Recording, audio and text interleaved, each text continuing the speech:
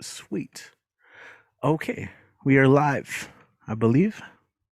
Mm, yeah, cool. Awesome. What is up, everyone? Welcome back to another edition of the Stay at Home Open Mic presented by the Barbed Open Mic series. My name is Richie Marufo, and as always, I'll be your host. And check it out.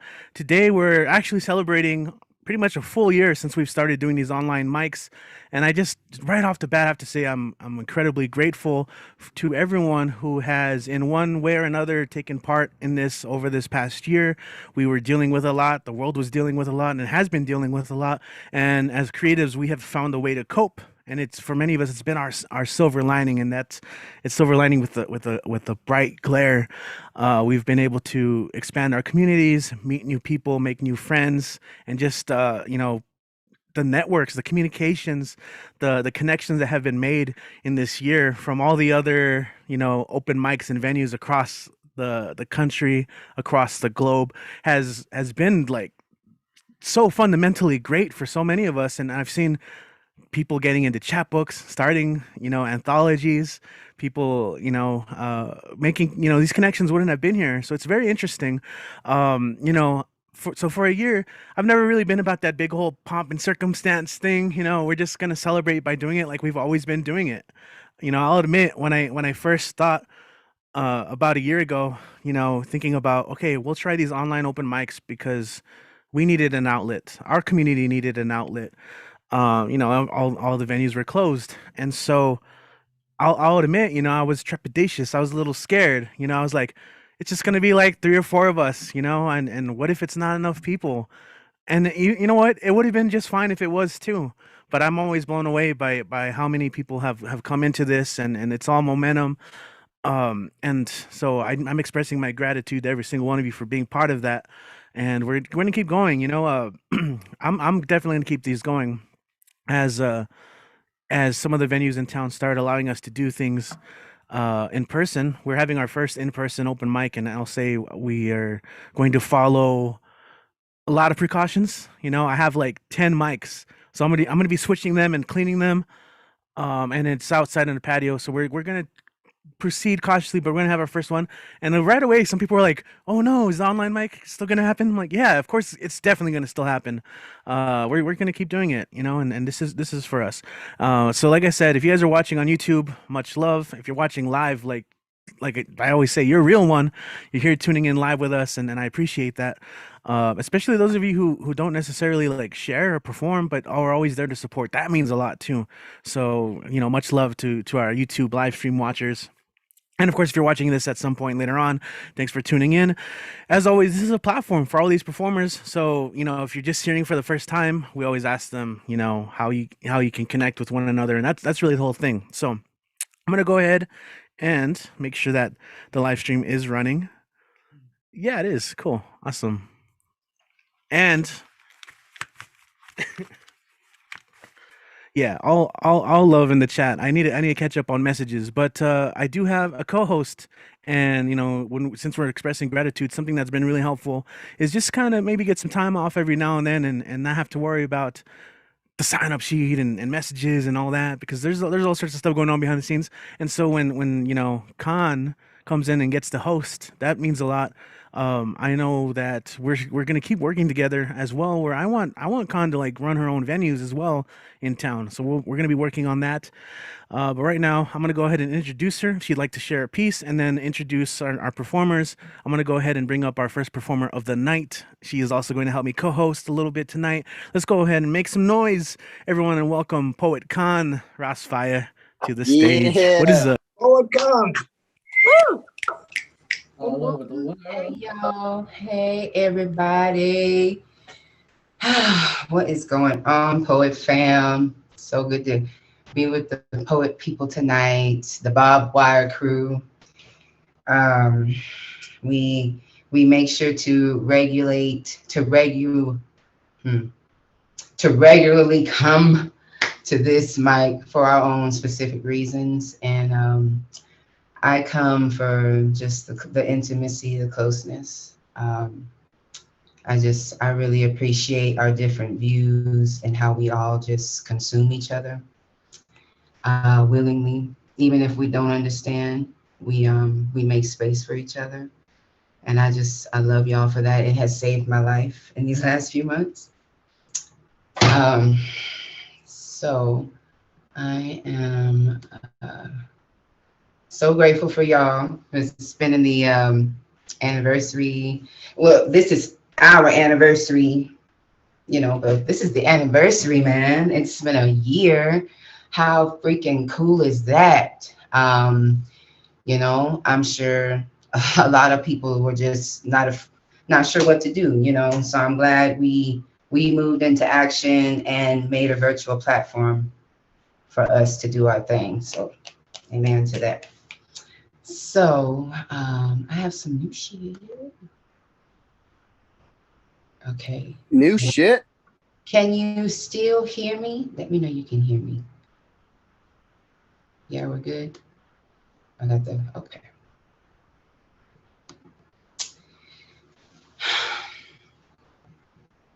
Venus. Seems like justice missed us. Please tell me you hear me. Is it true what they say when they say what they say? You own ruby stones for me.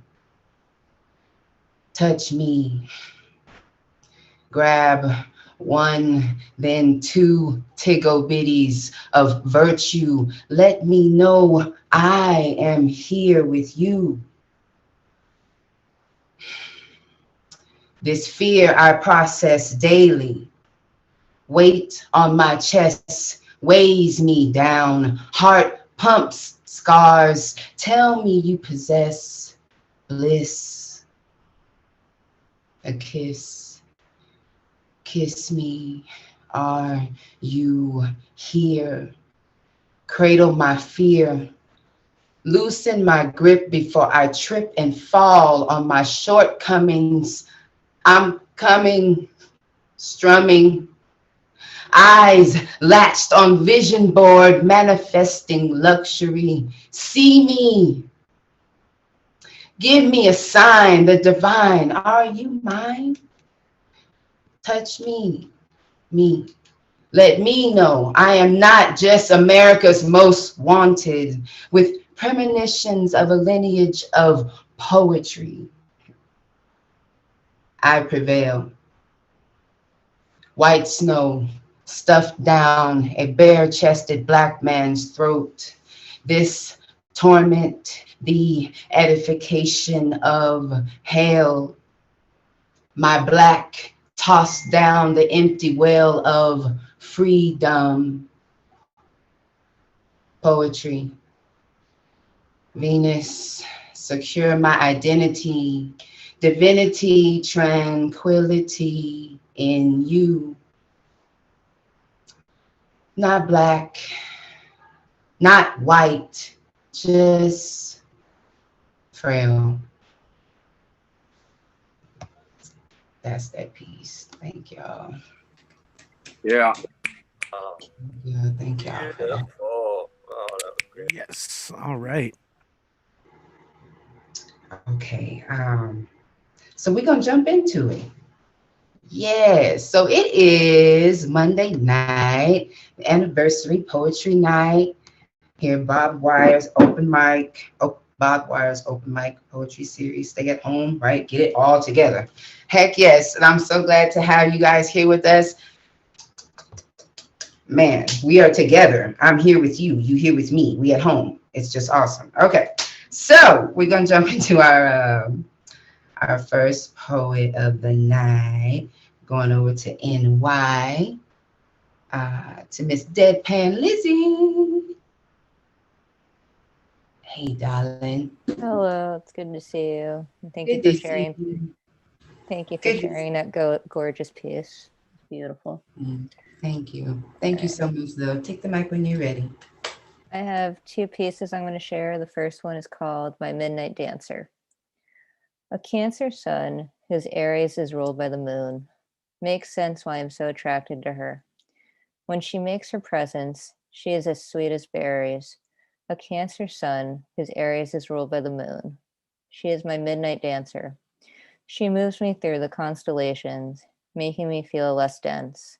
A Cancer sun whose Aries is ruled by the moon. Makes sense why I'm so attracted to her. And the last piece I'm going to read, I wrote in 2020. It's called Hues of Red. Hues of red floating up in the sky, in the pebbles scattered on the walkways, in the bed sheets when my eyes are shut. The color of anger, pain, romance and sensuality, death. I try not to think about that last one. So many emotions in one stanza, a thought-provoking hue. And yet sometimes you cannot bring yourself to look at it, wish it did not exist. The world will be a very different place without it, one I wish to never live in. A positive thought about the color red, my favorite form of it, a long stem rose, pure and simple, holding every emotion that exists. My favorite emotion. Not until all the petals fall back into the earth will I tell. Thank you. All right. Hey, awesome. Thank you. Thank you. Sweet. Thank you. Deadpan Lizzie. Go ahead. Go ahead, Con. She said she had two. You gonna share another one? Those were the two. Oh, Yeah, it those wasn't. are the two. My bad. Okay. Okay. Awesome. Thank you. Go ahead and plug yourself, love. Let us know how we can follow you. Thank you. Here is my sheet, if you can see that. Most of my handles are the same, ES_Strauss on Instagram, Twitter, Facebook. Find me there for real estate, theater, writing, queer shit, athleticism, all that fun stuff. So thank you. Awesome. Thank you so much for your pieces tonight, lady. Thank you for hanging out with us tonight. Okay, next we have to the stage, Mr. Jeff Cottrell. Hello. Yeah.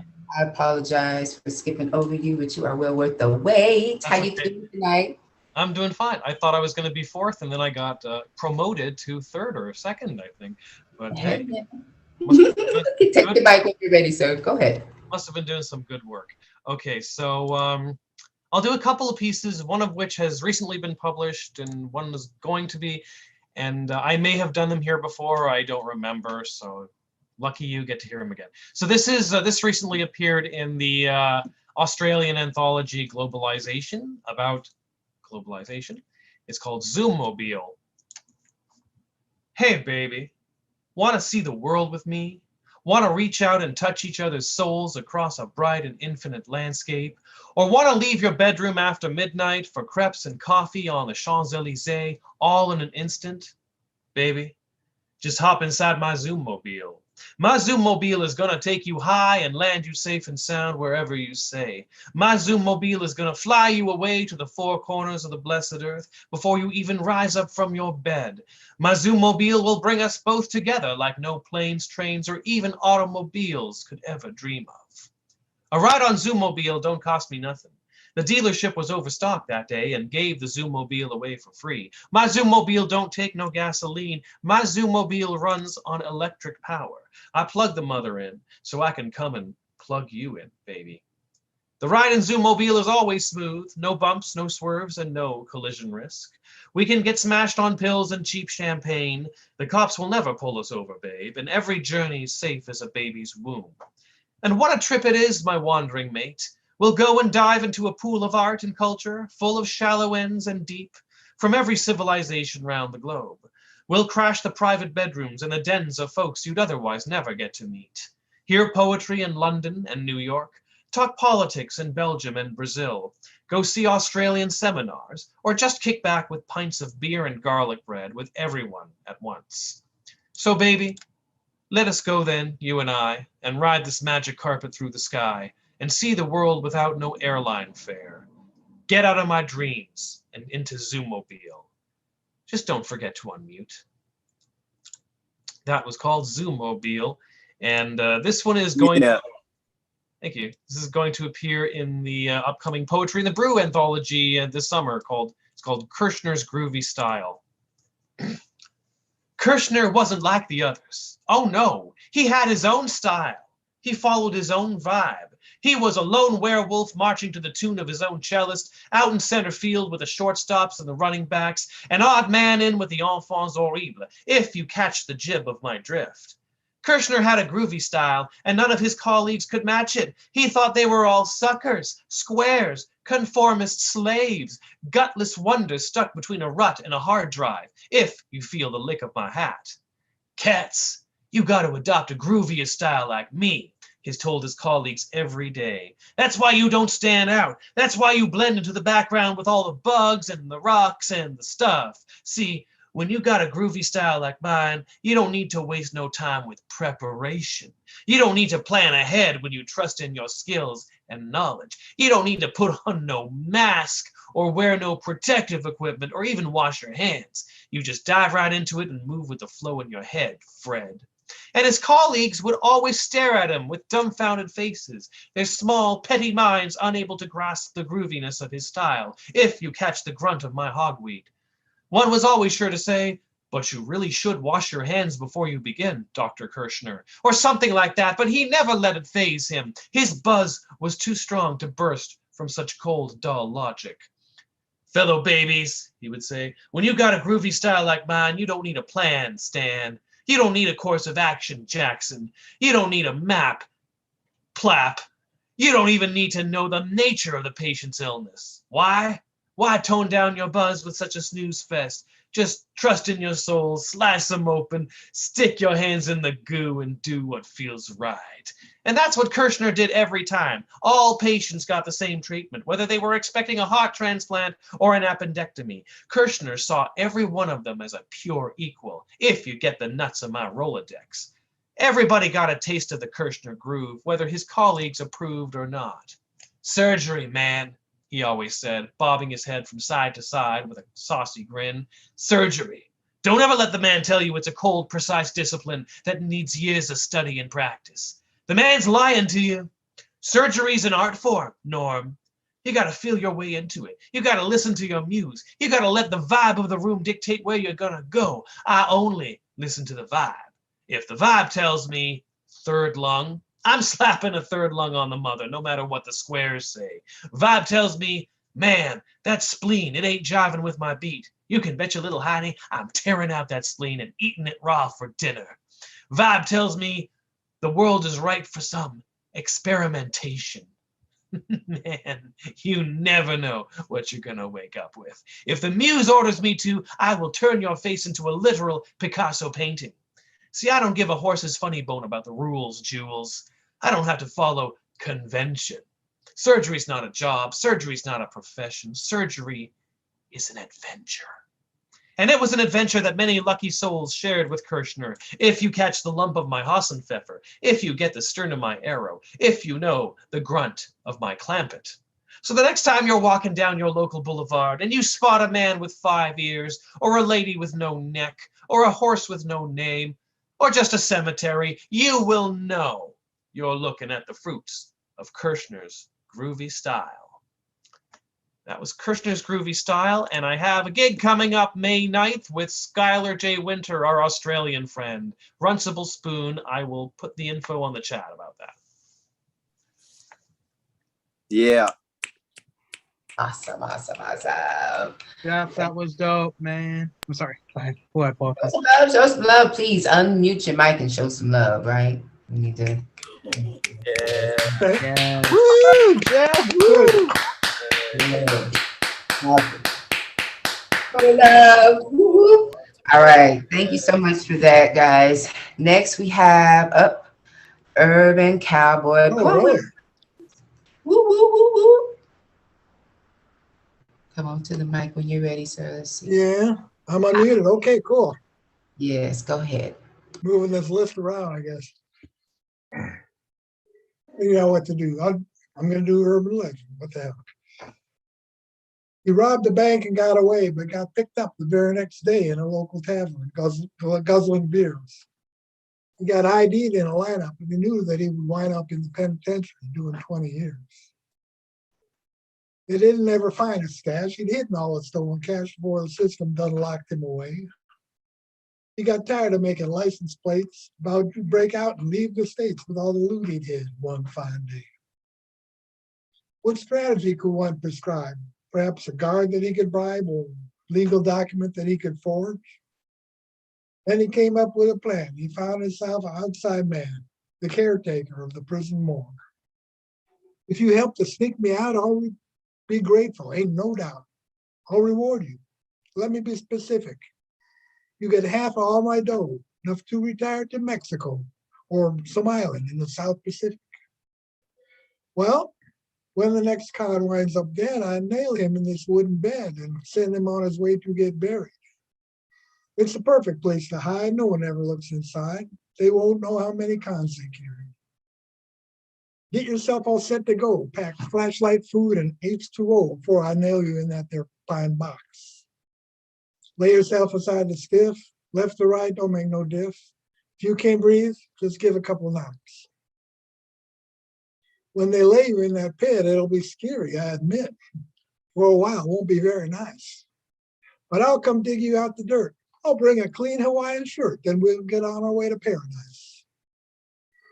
All were quiet late one night. The caretaker was out of sight. He must have left the room to take a leak. There were a body in the coffin, so the con took his shoes off and climbed inside. He'd waited most of the week. He replaced the wooden lid so no one could see where he hid and waited for his partner to come back. He hadn't heard which con was dead. He didn't know who shared his bed. The inside of the coffin was pitch black.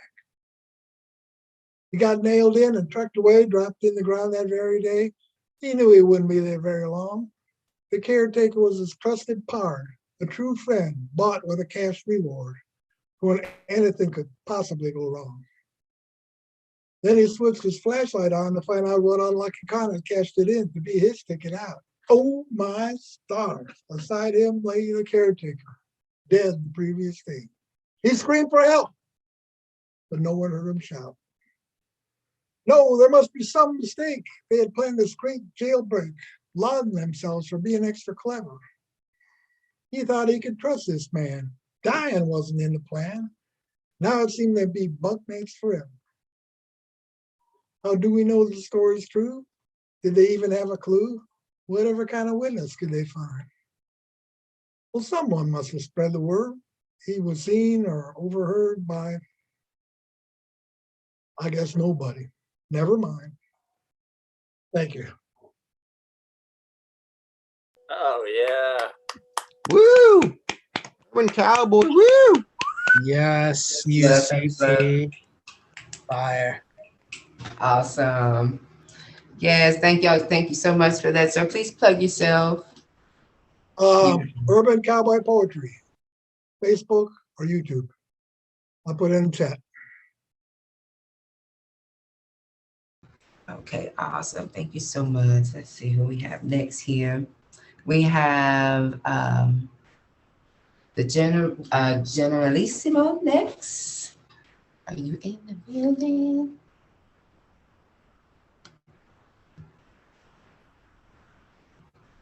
Was it an update? I might have missed it. Forgive me, y'all. Okay. No, he's just not here. Oh, looking forward to that. Okay. All right. We will move on. Next, we have Mr. Unmesh coming to the stage. Yes, Mr. Unmesh. Hello, Poet Khan. How are you? I'm well, sir. How are you? Good. Hello, everyone. So I've got few haikus, so I won't take much time. So here we go. Unseen rings of life. Unseen rings of life, singing songs of death and life. Dark shadows hide light. Dark shadows hide light. That was the first one. Second one. Veiled stars hurting life.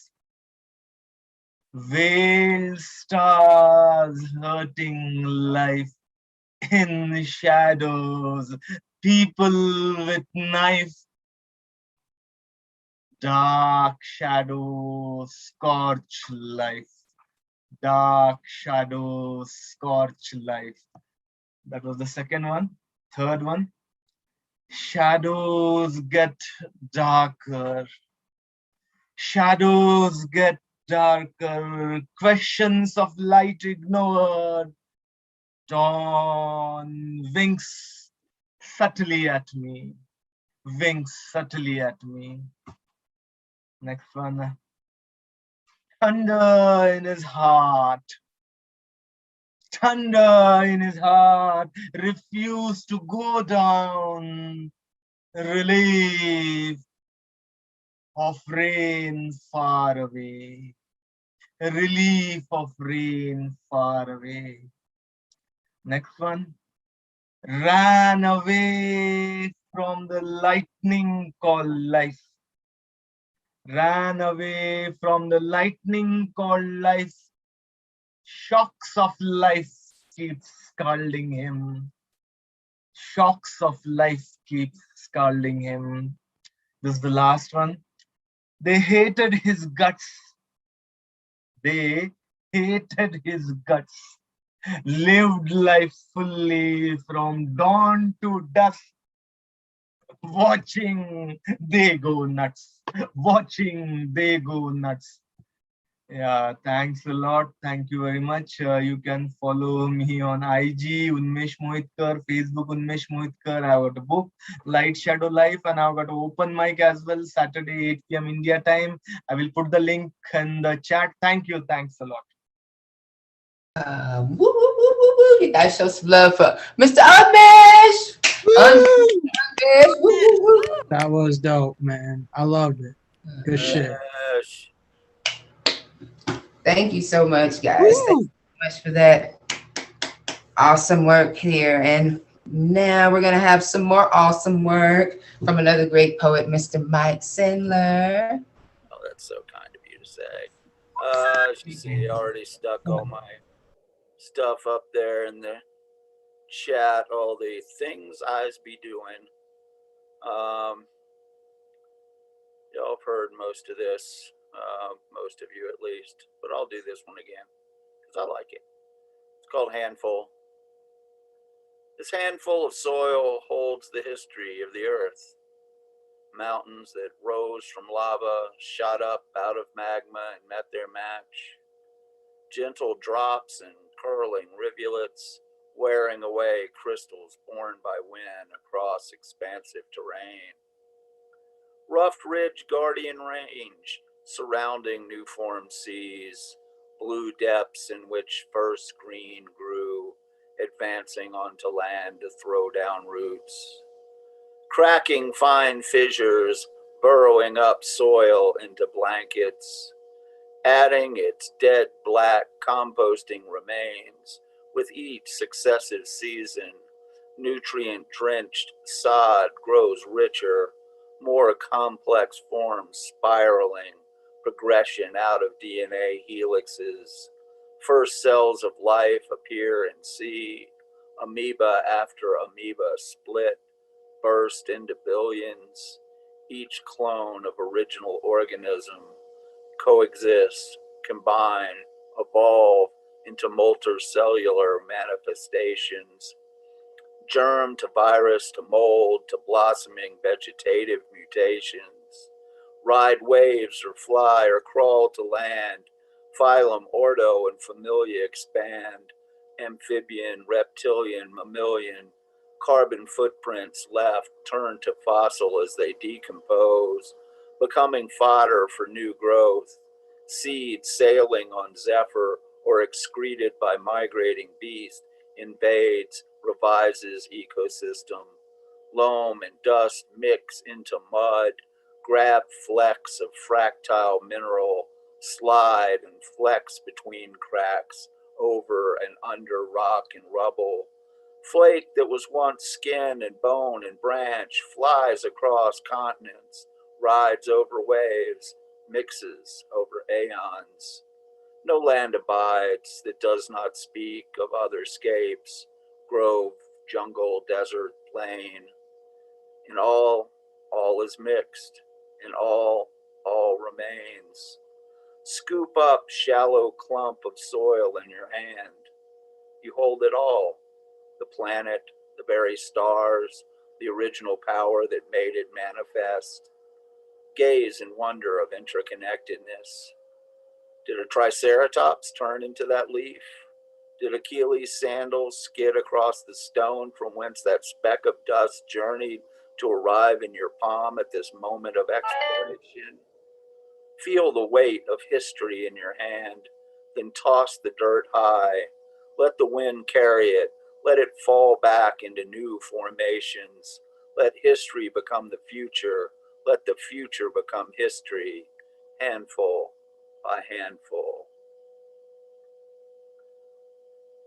And then I'm going to do Yes. a brand new one. This New is shit. New shit. Yeah. Marissa's not here. This is actually, well, neither is Brian, and here I've got food porn, so that sort of should make both of them happy, and neither of them are here. They'll hear it eventually. This is called Tangerine. Its slackened peel slips off casually, awaiting conquest, releasing orange outer garb to reveal succulent treasure. Puckered surface giving way beneath thumb, cascading down, drops its veil. Once worn gown falls into blue blown glass. Let me start that one again. Once worn gown falls into blue blown glass bowl, tender orb tearing softly into crescent saporous sections. Tart dews teasing drops urge fingertips to caress, to press, to lift to lips. Giving way to slow pressure, it bursts, sweet citrus essence rolling onto tongue, fruits captive flesh, fragile pulp strands, crumple beneath teeth and melt into ambrosial jelly, rolling towards the anxious belly. Yeah. Okay, and then we just had Willie the Shake's birthday the other day, and I want to read a poem written about it. And this particular poem was written by a very strange poet who happens to be, well, he was a verse lever poet, and then he died, and his soul was transmogrified into the body of a cockroach. And his name is Archie. And every evening, Don Marcus of the I think it's Baltimore Sun, would put a sheet of paper in the typewriter, and Archie would jump, and one letter by letter from the top of the typewriter, and slowly and laboriously write his poems. And everything is in lowercase because he couldn't use the space bar, and also that didn't allow him to use punctuation very well either. So this is Archie Confesses. Coarse jocosity catches the crowd. Shakespeare and I are often lowbrowed. The fishwife curse and the laugh of the horse. Shakespeare and I are frequently coarse. Aesthetic excuses in Bill's behalf are adduced to refine Big Bill's coarse laugh. But Bill, he would chuckle to hear such guff. He pulled rough stuff and he liked rough stuff. Hoping you are the same, Archie.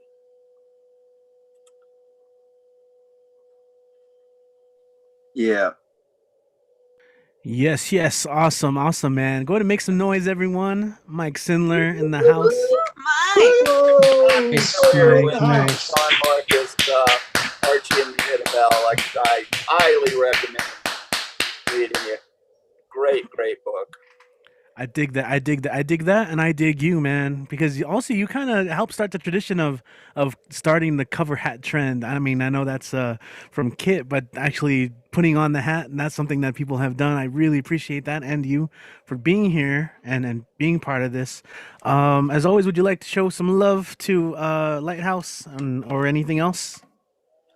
Yeah, as I said, I put in the chat. I've got a couple of things I'm featuring at coming up. Time to arrive. I'm doing on the 11th of next month, and then the 11th of June, I'm doing. They call me Mitch, and big plug. Anthology that some of us are in. Nick is one of the people who really made it happen. Love Letters to Gaia. We're trying to do a thing because if you can sell 50 copies in an hour, you can make your book a Amazon bestseller. So what we're trying to do is between 8:01 and 8:59 Eastern Standard Time, 6 o'clock, our time, tomorrow, we would love it if you would go buy your copy right then and make this book a bestseller. And it's really cool. All the money, all the proceeds go to 350.org, which is a really powerful environmental group. So it's a cool thing. So yeah, there's the link to it there. And I've got a link to another anthology that I'm in that also supports a really good charity that supports teens and early 20-something writers in New York City. And that's got like really good writers in it. It's got Nikki Giovanni and Eve Ensler and Gloria Steinem and cool people like that, plus me. And then at the end, I've got the link to get to Lighthouse Writers Center, because this thing that's coming up beginning in June, Lit Fest, is just such an incredible opportunity. So yeah, go check these things out, people. Yeah, that's wonderful, wonderful, wonderful use of your promo time there, because we have that network, and if we don't have this, what's it even for? So yeah, set your alarm for tomorrow around that time period, East Well, 8 p.m. Eastern time. PM, not AM. But yeah, set your alarm anyway. Good idea. Yeah, 8 a.m. I mean, so when I say that, like it's gonna be 6 a.m. Mountain time. 6 p.m. 6 p.m. Okay. Yeah. Well, I still need to set my alarm because I forget Yeah, easily. I exactly. get Just caught like up in I have work. to set my alarm for the New Eurekan to make sure Mm. I'm ready to go on to Yeah. space. Yeah, Yeah. definitely. Everybody set your appropriate time zone. We got to get those links again. Yeah. So I know you did that on the chat already, but we got to share that on the YouTube live stream chat as well. Purchase that book. I think that's a great concept. And I mean, hiya Gaia. Good to see that. I'm looking forward to purchasing my copy tomorrow during that time period as well, so we can make that happen. Bestseller. Nick is showing a copy There it of is. it. It's It like is. he was really instrumental, along with several other great poets, some of whom we know here, All right. making it happen. So thanks all. Appreciate that. All right, let's go and keep going. Now I realize why these take so long. I'm the one always like interviewing people like after their sets. Okay. Yeah, shout out to Khan. We're gonna be going back and forth in like little, like chunks, of performers. But we're gonna go and keep going. In fact, I believe it was our next performer. It was his birthday recently, so we all gotta like show him some birthday love right now. But he's the fireman, the foreman, but we all know him as Ed Poetastic. Let's go and wish him a happy birthday, a happy poetic birthday. Ed, how you doing, my friend? Yeah. Birthday. Woo, I'm doing great. Potastic, Porrific, and Post-Stellar. I can't. Thank you. The host with the most with the toast. Thank you. Hope everyone doing their poetic Monday or Poet Day. Poet Day. I hope everyone's having a great day. I got 3 pieces, 2 long and 1 short, but you say the best for last. All right. I was supposed to say this at the Norwegian, but yeah, it's always packed. But Bob Wire always comes through. Thank you. All right. This is called Motherly Love. When I was a boy, you were my nurse, teacher, and friend. Now that I'm older, I still can't fully comprehend. How can one woman always be there for me? She did what she could, even I could see. We're the fruit while mom's the tree. Moms are always the busies of the worker bees. There's no love like a mother's heart, a love that lives and breathes in our art. A mother's love never changed for all time. It only gets stronger and stronger while it shines. Moms needs to be celebrated each and every day. Without them, where could we run, stay, or play? If you don't have your mom, but only your dad, it's okay. Love them too. Don't be sad. Hearts full of devotion, dedication, affection that never ends. A river of love always flows over and over again. We're a big part of her, while she's a big part of you. I think that's why we're red and rarely blue. Mom, you're not just my mother, but my dad. You were an experience that any kid could ever had. Moms, thank you for not stop loving us. Don't worry, all this love is gonna make us bust. Moms, there's no easy words for how much we love you. I hope these words resonate and stick inside you like glue. Thank you. I got another one. It's called My Brother. Hold on. There it is. Okay, all right. My brother, you are never alone. Your tools are always with me.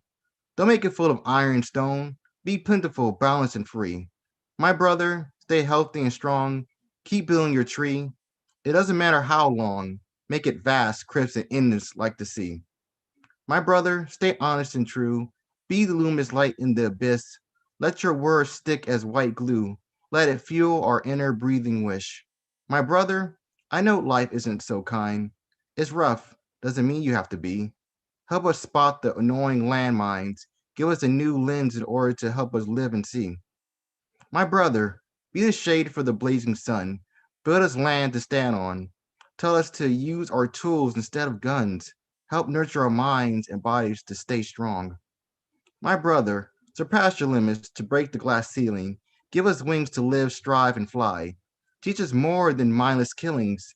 Give us stepping stones to be more than just a guy. My brother, I love you, even if I don't know your name. Right now, I'm a part of you. No, don't think that way or be ashamed. I trust you. You know what to say and do. Thank you. And I got one more. You guys are potastic, porific, so pollinating. Okay, this is called Cup of Tea. A cup of air to vent out your cares. A cup of herbs to make you less disturbed. A cup of love to turn you into a dove. A cup of tranquility to make you feel free. A cup of music to make you less sick. A cup of satisfaction to make you feel passion. A cup of relaxation to give you a vacation. A cup of surprise to taste the sunrise. A cup of happiness to achieve your wish. A cup of you to mellow in the blues. A cup of understanding to help you grow your wings. A cup of poetry to make you feel me. Thank you.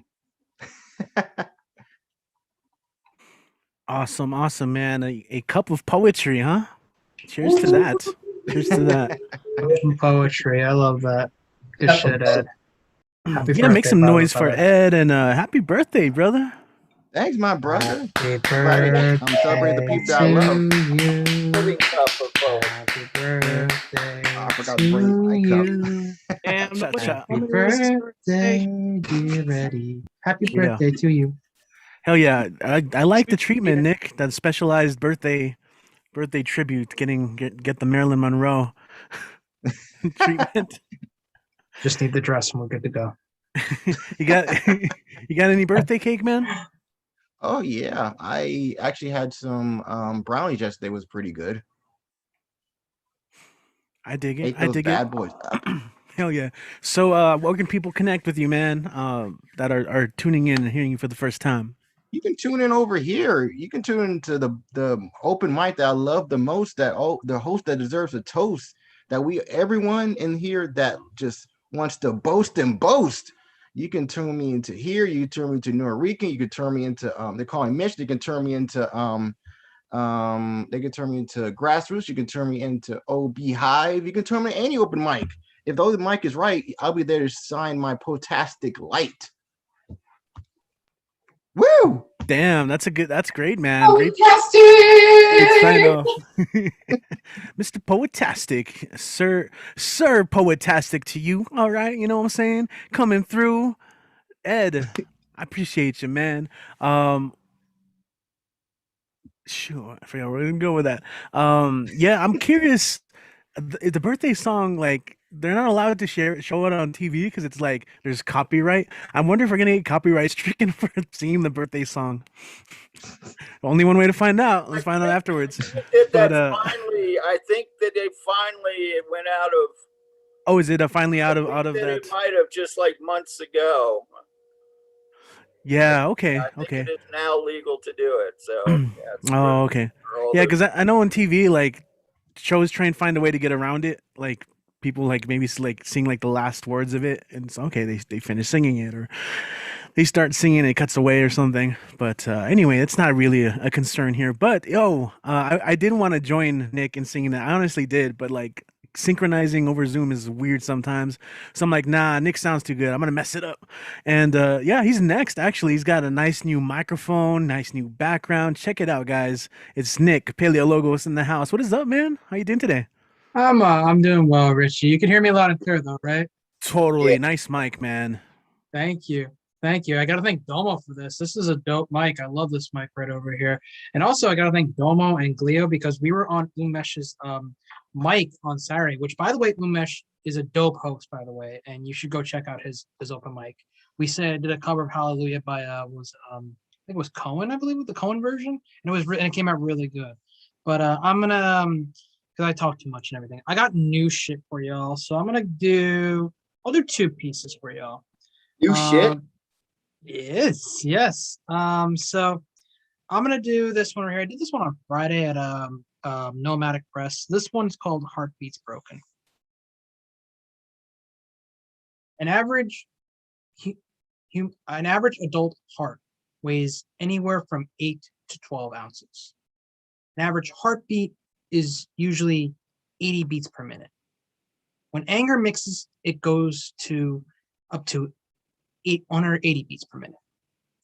Heart can only hold heavy hatred for so long. Hearts are supposed to house love, not malice.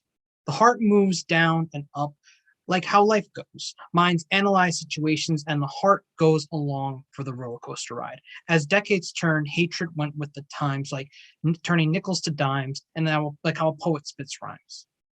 We go to doctors to have our hearts examined for hyperbolic hypertension. Hatred still breaks out like a rambunctious teenager and is exerted outwards. When we witnessed the guilty verdict of Derek Chauvin, our hearts breathed a sigh of relief. Not even a moment after that, Makia Wright was killed. We can't even take a collective sigh without police brutality saying, "Still here, motherfuckers." And I'm angry again. Like Hades infecting me with hatred, like Ares instilling the war cry within and ready to brawl. And I'm trying to channel inner Apollo to create new poems repeating the same sentiments as others have spoken and putting my twist on it. My heart and I are a hat, hurt, angry, and tired. It's broken too, had to be sewn together with mayonnaise and paper clips. Aren't you? Aren't you tired of it? I have been. Just want to sleep peacefully. Can't though. Until the hateful hearts come kind ones. All right, that was number 1. I think we'll do this one right here. This one was a theme from the 30 for 30 prompts I'm doing, and this one was yes, I said no, I said yes, Fullmetal Alchemist, favorite character from the show, of course. This one doesn't have a title yet. This is like literally fresh right here. Still might be edited, but we'll see. No title. When a moon is full, The other sides of humans come out. It's a twilight zone up there. Concentrate. Concentrate on the behaviors. We had a full moon today. Everything went to shit. No one wants to become an angel when everyone's trying to create God. Monsters are born out of a bloody red moon. Purple means royalty out in full bloom. Gold means riches will come your way. Yellow means happiness, or you'll have a shitty day. A new moon means all is well, or it's a void in your heart. At least the shades of my moon don't control my behavior. It just controls my environment. Thank y'all. Yeah. Shit. Yeah, man. Dig it. Oh, Yeah. We hear you. Make some noise for Nick. Put your hands together. Snap it up. Clap it up. Make some noise.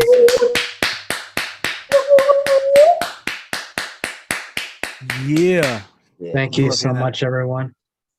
Yeah. What do you got to promote, man?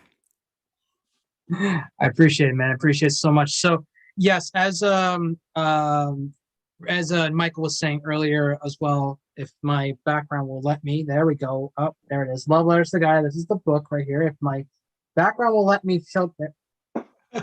Damn it. You're gone. Yeah, no, it's gone. It's like, dang, dude. Like, there we go. See if you can see it right You're there. Love gone. Letters to Gaia. It's the new anthology that's out there. I checked it like a couple of days ago, and we actually hit top 10 in new anthologies. So we're gonna try to get as many copies out there. Try to donate the money and everything. It's really cool. Michael dropped the link earlier, so I'll drop that again if y'all missed it and everything too as well. As far as social media or anything, I am on IG at The Real Nick P on IG. That's TheRealNickP. It's been a really awesome night tonight, guys. Richie, PoetCon, y'all have been fantastic. Thank you so much for having me again, and I'll see y'all soon. All right, thank you so much, everyone. Be well. Oh yeah, man. You too. Dig it. Also, shout out to the new equipment. Shout out to Domo. That's amazing. I want to give a shout out to Domo Beth, who always rocks it.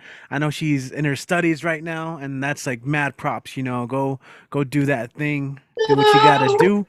Do what you gotta do, and we'll be here for you. You know what I'm saying? So if you're tuning in at some point, hello.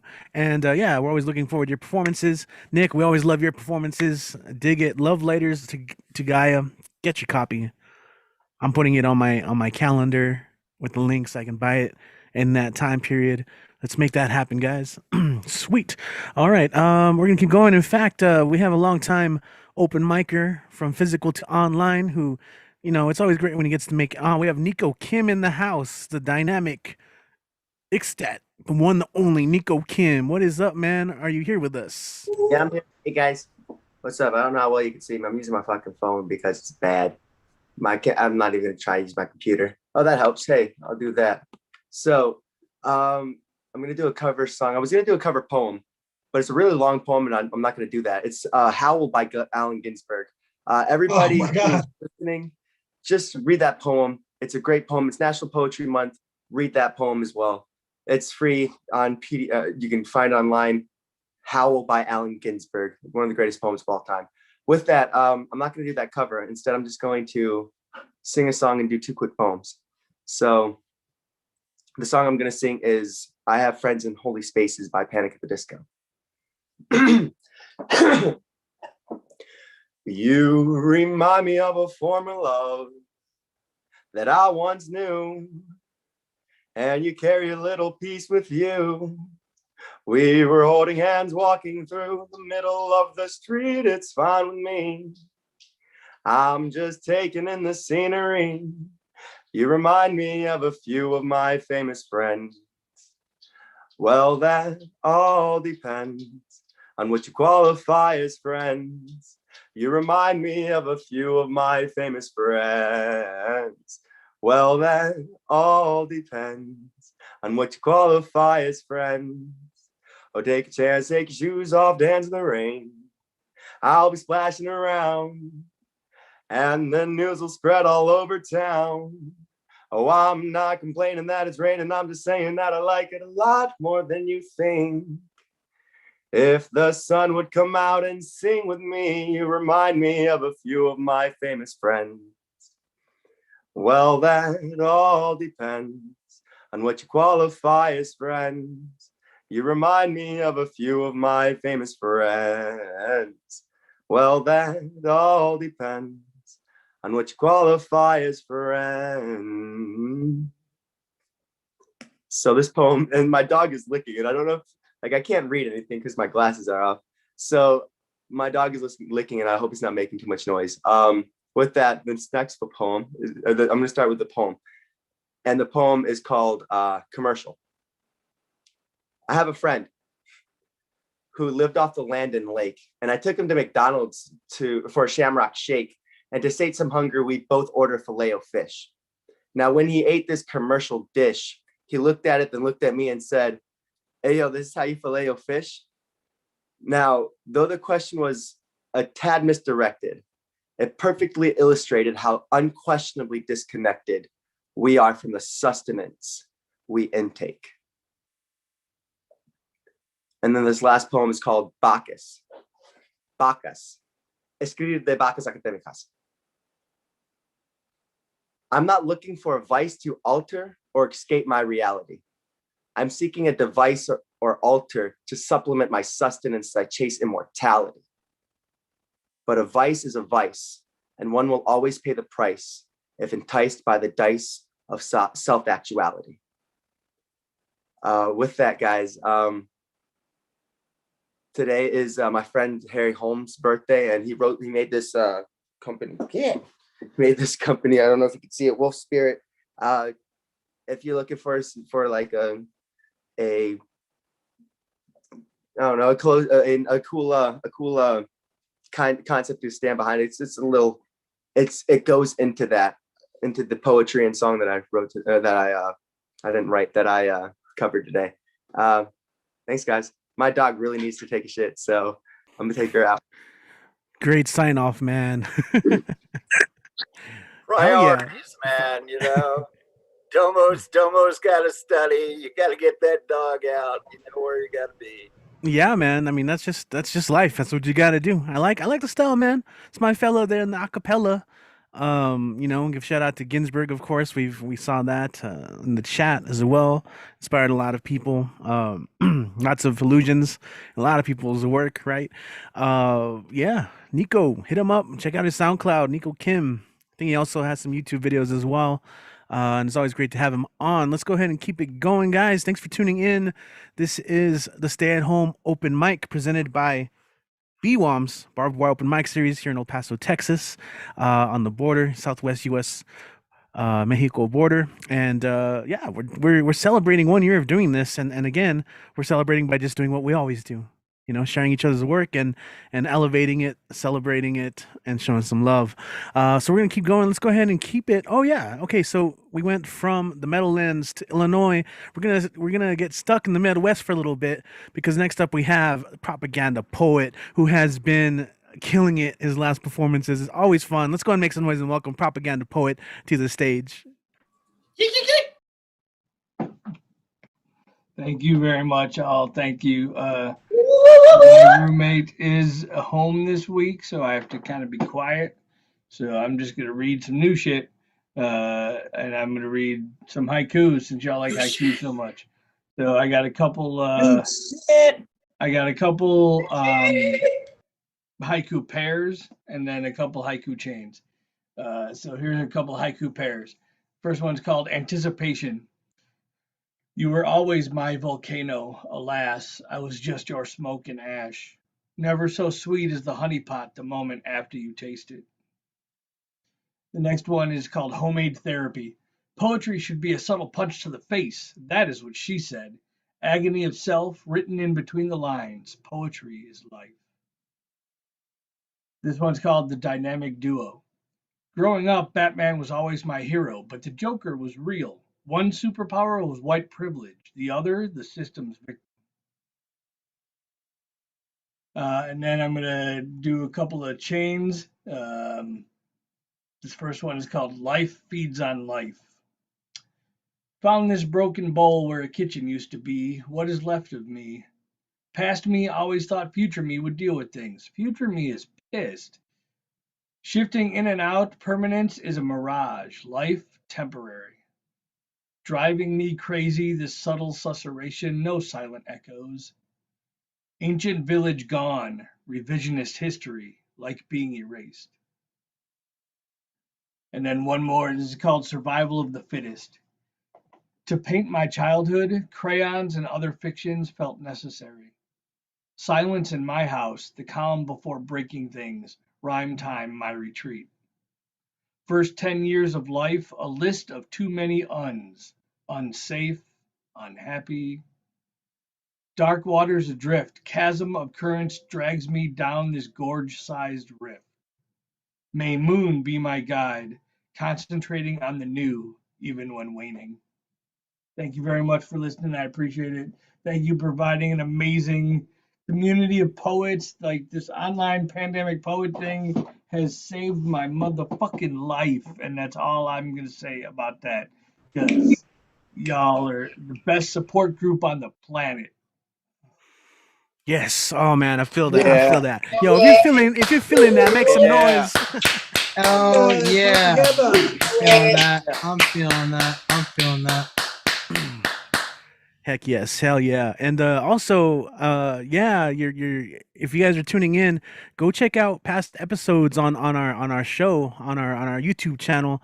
Again, if you're watching this, you're already on our YouTube channel. You can just go through our archives. We have a whole archive of these stay-at-home open mics and check out some of his guitar stuff. It's awesome. But you can also go check out his content on Changeling Studios on YouTube. And he's been uploading great content. And I've personally been enjoying it. I'm subscribed. And you can be too. Just go check it out. Changeling Studios. Go check it out. Subscribe.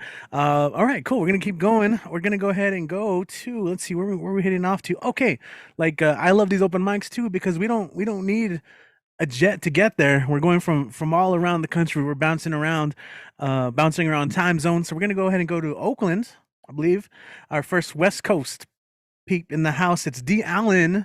D has a feature that coming up that maybe he can talk about as well.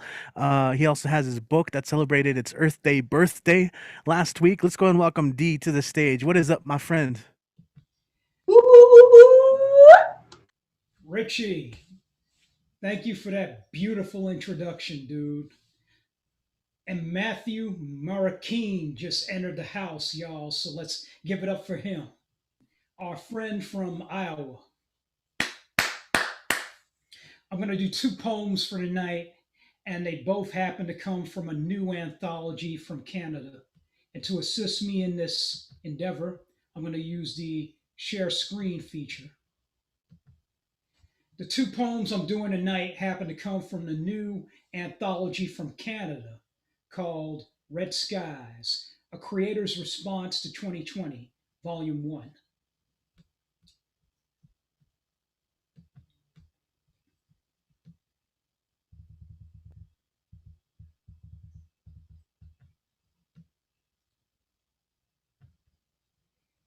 And this first poem is based on actual events that took place last summer. In fact, this happened to be about the weirdest day in the history of my home state. From pages 12 and 13 in Red Skies, this is called Apocalyptic Sky. Yesterday had proven science fact much stranger than fiction. Vivid orange night replaced bright turquoise morning. Sunlight was postponed. Normalcy took a holiday. My neighbor's barnyard animals, 5 chickens, 2 goats, didn't know what was going on with their immediate surroundings. Neither did that lone bird in flight, and neither did I.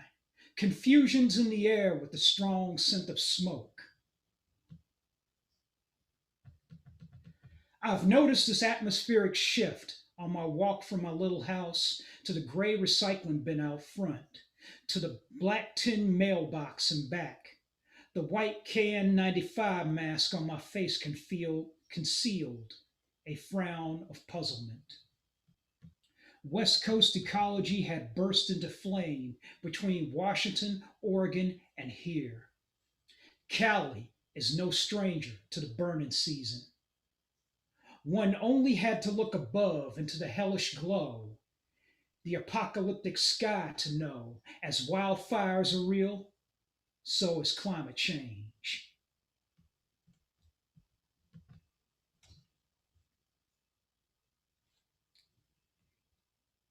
And that first poem was called Apocalyptic Sky, about my personal recollection of September 9th, 2020, the weirdest, scariest day in California history.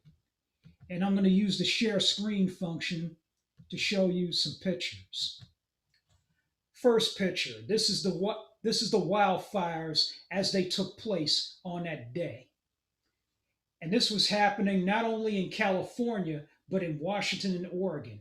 All three states on America's West Coast went up in flames at once. And the last picture I'm about to show you is the end result of those wildfires. This is what the sky looked like on September 9th, 2020. I kid you not. The entire sky was a vivid orange. It looked like night outside when I first walked out of that house just to take out the recycling. It was scary, y'all. And the last poem is short, mercifully short, one fucking page. And I'm going to use the share screen function one more time.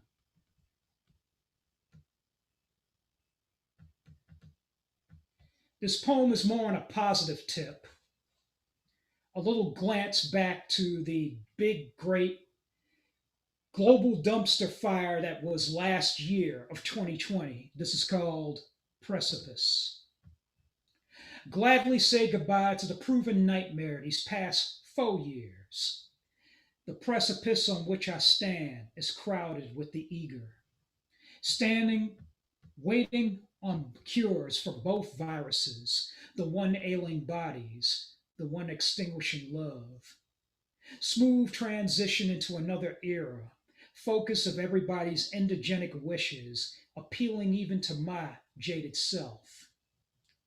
When I close my eyes, I hear the popular song of What Now?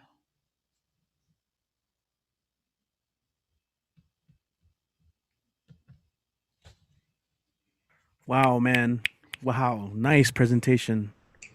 And that last poem was called Precipice. I think y'all could pretty much figure out what that one was about and how everybody felt when the old era, the past 4 years was over, and this new era was about to begin. And both poems happen to come from. Yeah.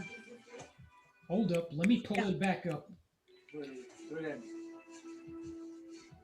And those poems happen to come from the new book from Canada, Red Skies, now available from Splintered Disorder Press. From this mic to your ears, I'm D. Allen. Thanks for listening. Happy anniversary, Barbed Wire. D. Allen, y'all please unmute your mics and show some love for the poet. That was really good. Oh, Heck yes, nice to see the clapbacks to 2020 coming out from the poets. I appreciate and love us so much. So next we have Lee to the stage. Lee MS. I'm here. Lee, hey darling, how you doing? Hi, good, and you? Doing good. Good to see you, love. Take the mic when you're ready. Thank you. So I have 2 old stuff, 1 new stuff, new-ish, I guess, and then something small that it's borrowed. So here we go. Just a second. So this is something old. Perception is not objective reality. The thing inside of me which manages the encasing surrounding me is not me. Let me rephrase that. I'm not the brain. Oops, sorry. I'm not the brain navigating the world encased in a meat vessel. I can only perceive the things it thinks we need for survival. I was tempted to call our connection symbiotic, but truth is that I'm only alive because it lets me. I pull in the opposite direction, parasitic conscious, opposed to our continued existence, benefiting no one. I must admit, I was already prone to existential crisis, but no warning was sufficient, and I leaped down the rabbit hole, unable now to find me again. So that's something old, and then I have something old over here too. Just a sec. There you go. This is called Cielo. I'm working on publishing a second book, and this is for my boy who I know is watching right now on YouTube. So again, this is called Cielo. ¿Me sientes de la misma manera que me siento? Eco, lejano, superfluo. Soy un hoyo negro absorbiendo luces y galaxias, azul desteñido, oscuro vacuo, triste sin tus tintes fluorescentes. ¿Te sientes de la misma manera que te siento? Repleto, iridescente. Eres matices que hacen vibrar mis destiñados recovecos. Me fijas en momentos y me dejo llevar por el ritmo de tus colores y el reflejo de tus nebulosas. En verdad que eres mi cielo. And the translation. Can you feel me the way I feel myself? An echo, detached, superfluous. I'm a black hole absorbing lights and galaxies. Faded blue, dark emptiness, sat without your fluorescent colors. Do you feel the same way I feel you? Full, iridescent. You are hues of colors that make the nooks and crannies reverberate. You fix me into moments, and I let myself go with the tempo of your colors and the echo of your nebulas. You truly are my sky. So that's something old, and then finally something new. 1 second, here we go. So this is just finish it. So let's see how that one goes. Doesn't have a title. I see you, starry-eyed right back at me, met with the undergrowth depression we thought died with the winter. I wish to predict when things would get better, will myself onto the exact time before things stop being better, force away the tangled binds clinging to my body. But I'm afraid that this is what the many tomorrows look like. Afraid to look your way one day and meet only darkness instead of speckled hues of hope. So that's something new. And something borrowed. This one, I found this little book in Durango, Mexico, when I was like traveling in Mexico like 2 years ago or 3 years ago. And I'm gonna read one of the ones that I really liked. The author is Alma Rosa Garcia, and the book is called El Gato que Andaba Solo. The poem is called Viaje.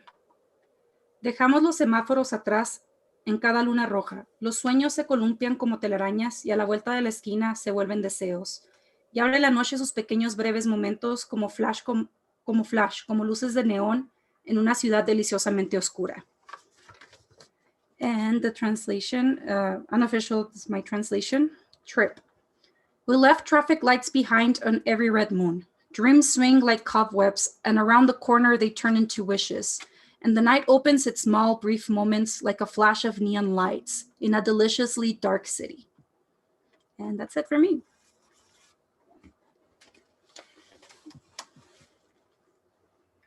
Yeah. Oh man. Y'all show some love to Lee, man. Yeah, Yeah. you bring it every time. I love it. Lee. Very nice Yeah, I selection. bring it every time, Lee. That's dope. Love it, love it. I don't know if you can hear me, but And We can yes, hear you, this- poet.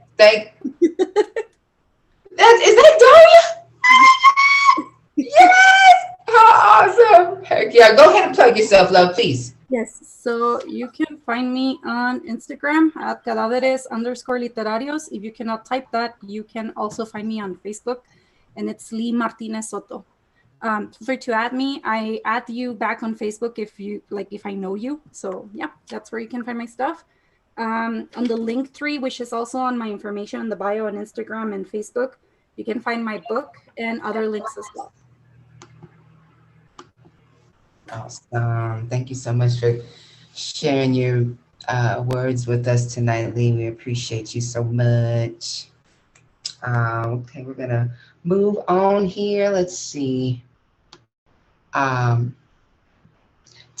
going to New Orleans to see Mr. Atlas. How you doing, Mr. Atlas?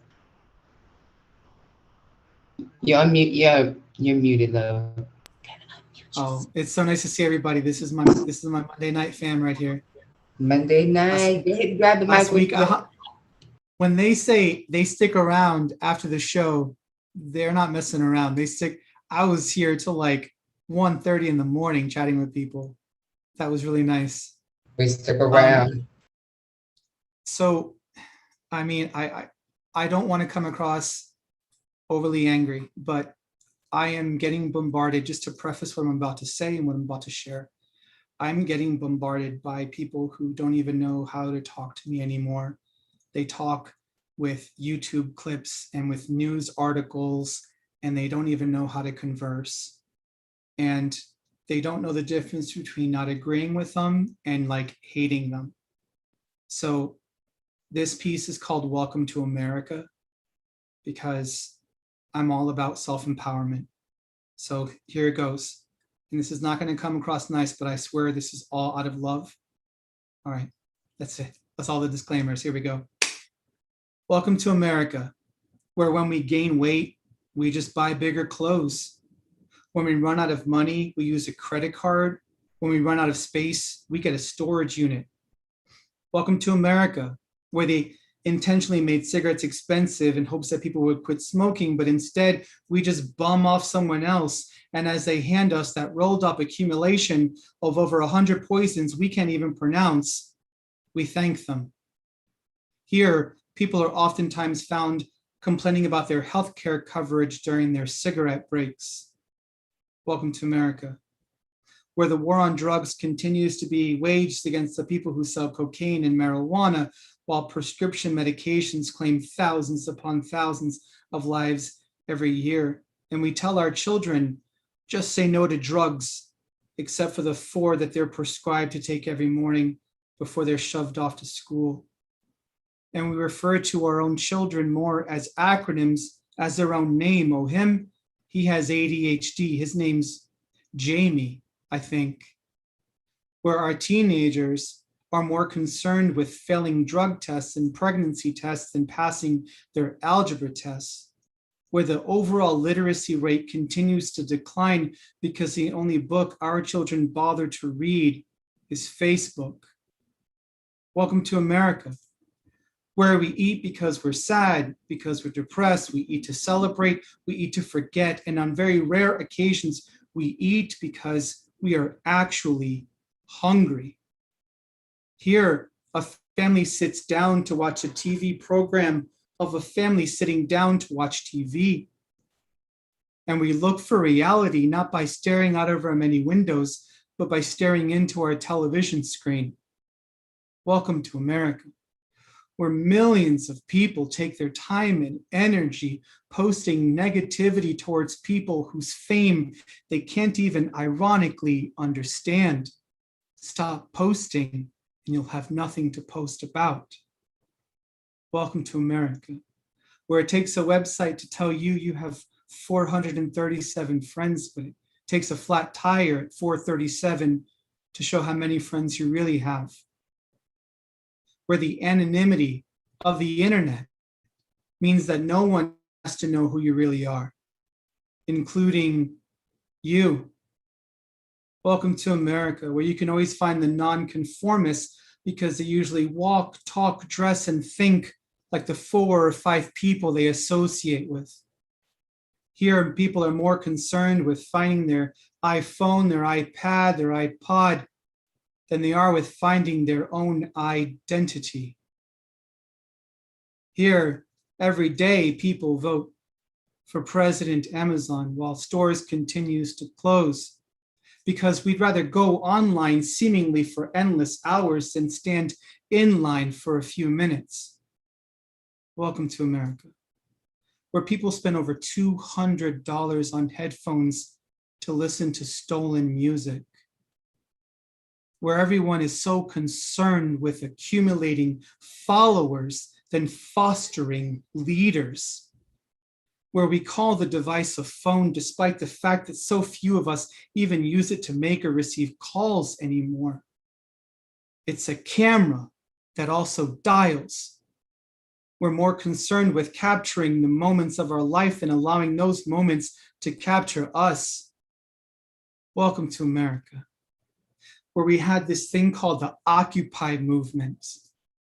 People primarily in their mid-20s to mid-30s using their Apple products to complain on Facebook and Twitter about how upset they were with what they found on Google about the top companies and the richest 1%, buying Guy Fawkes masks from China through Amazon, not even realizing the hypocrisy that they marched behind. Welcome to America, where our concerns for global warming don't start until our AC stops. And everyone feels inclined to say that they're willing to change the world and make it a better place, but they don't even know the names of at least a few of their neighbors. Welcome to America, where rappers make a living by filling their lyrics with the very same word that thousands of Blacks died in hopes of ridding from our lips.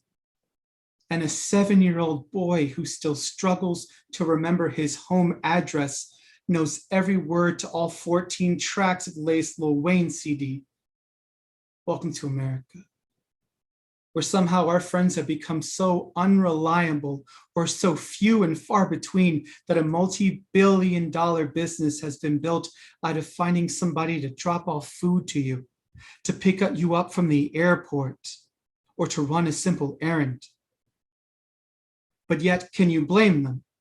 Welcome to America, where we are perfectly fine staying in a stranger's home, riding in a stranger's vehicle, and having a stranger know what we eat, but the idea of saying hello to someone we pass by overwhelms us with fear. Welcome to America, where they tell you don't drink and drive, but a third of all the billboards by the highway tell you which beer tastes best.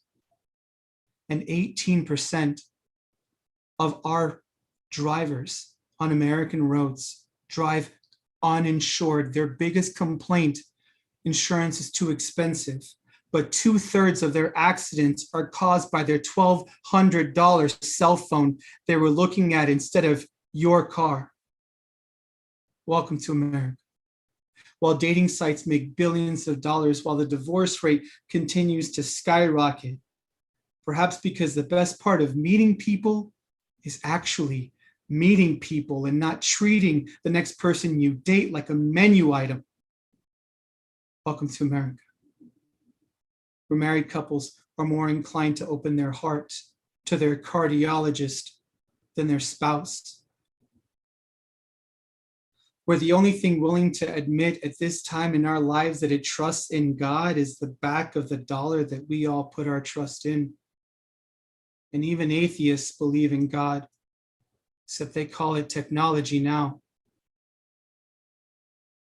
Welcome to America, where despite what your recent news articles, YouTube feed, your parents, your professors, your neighbors, welcome to America, where the only person who has, the only person who would ever stand in your way is you. It is not about who is better than the other. It's about the fact that we are better than this. We are the land of the free. We are the home of the brave. Be brave enough to be free. Let the words you share be your own, not a regurgitation of what the internet tells you.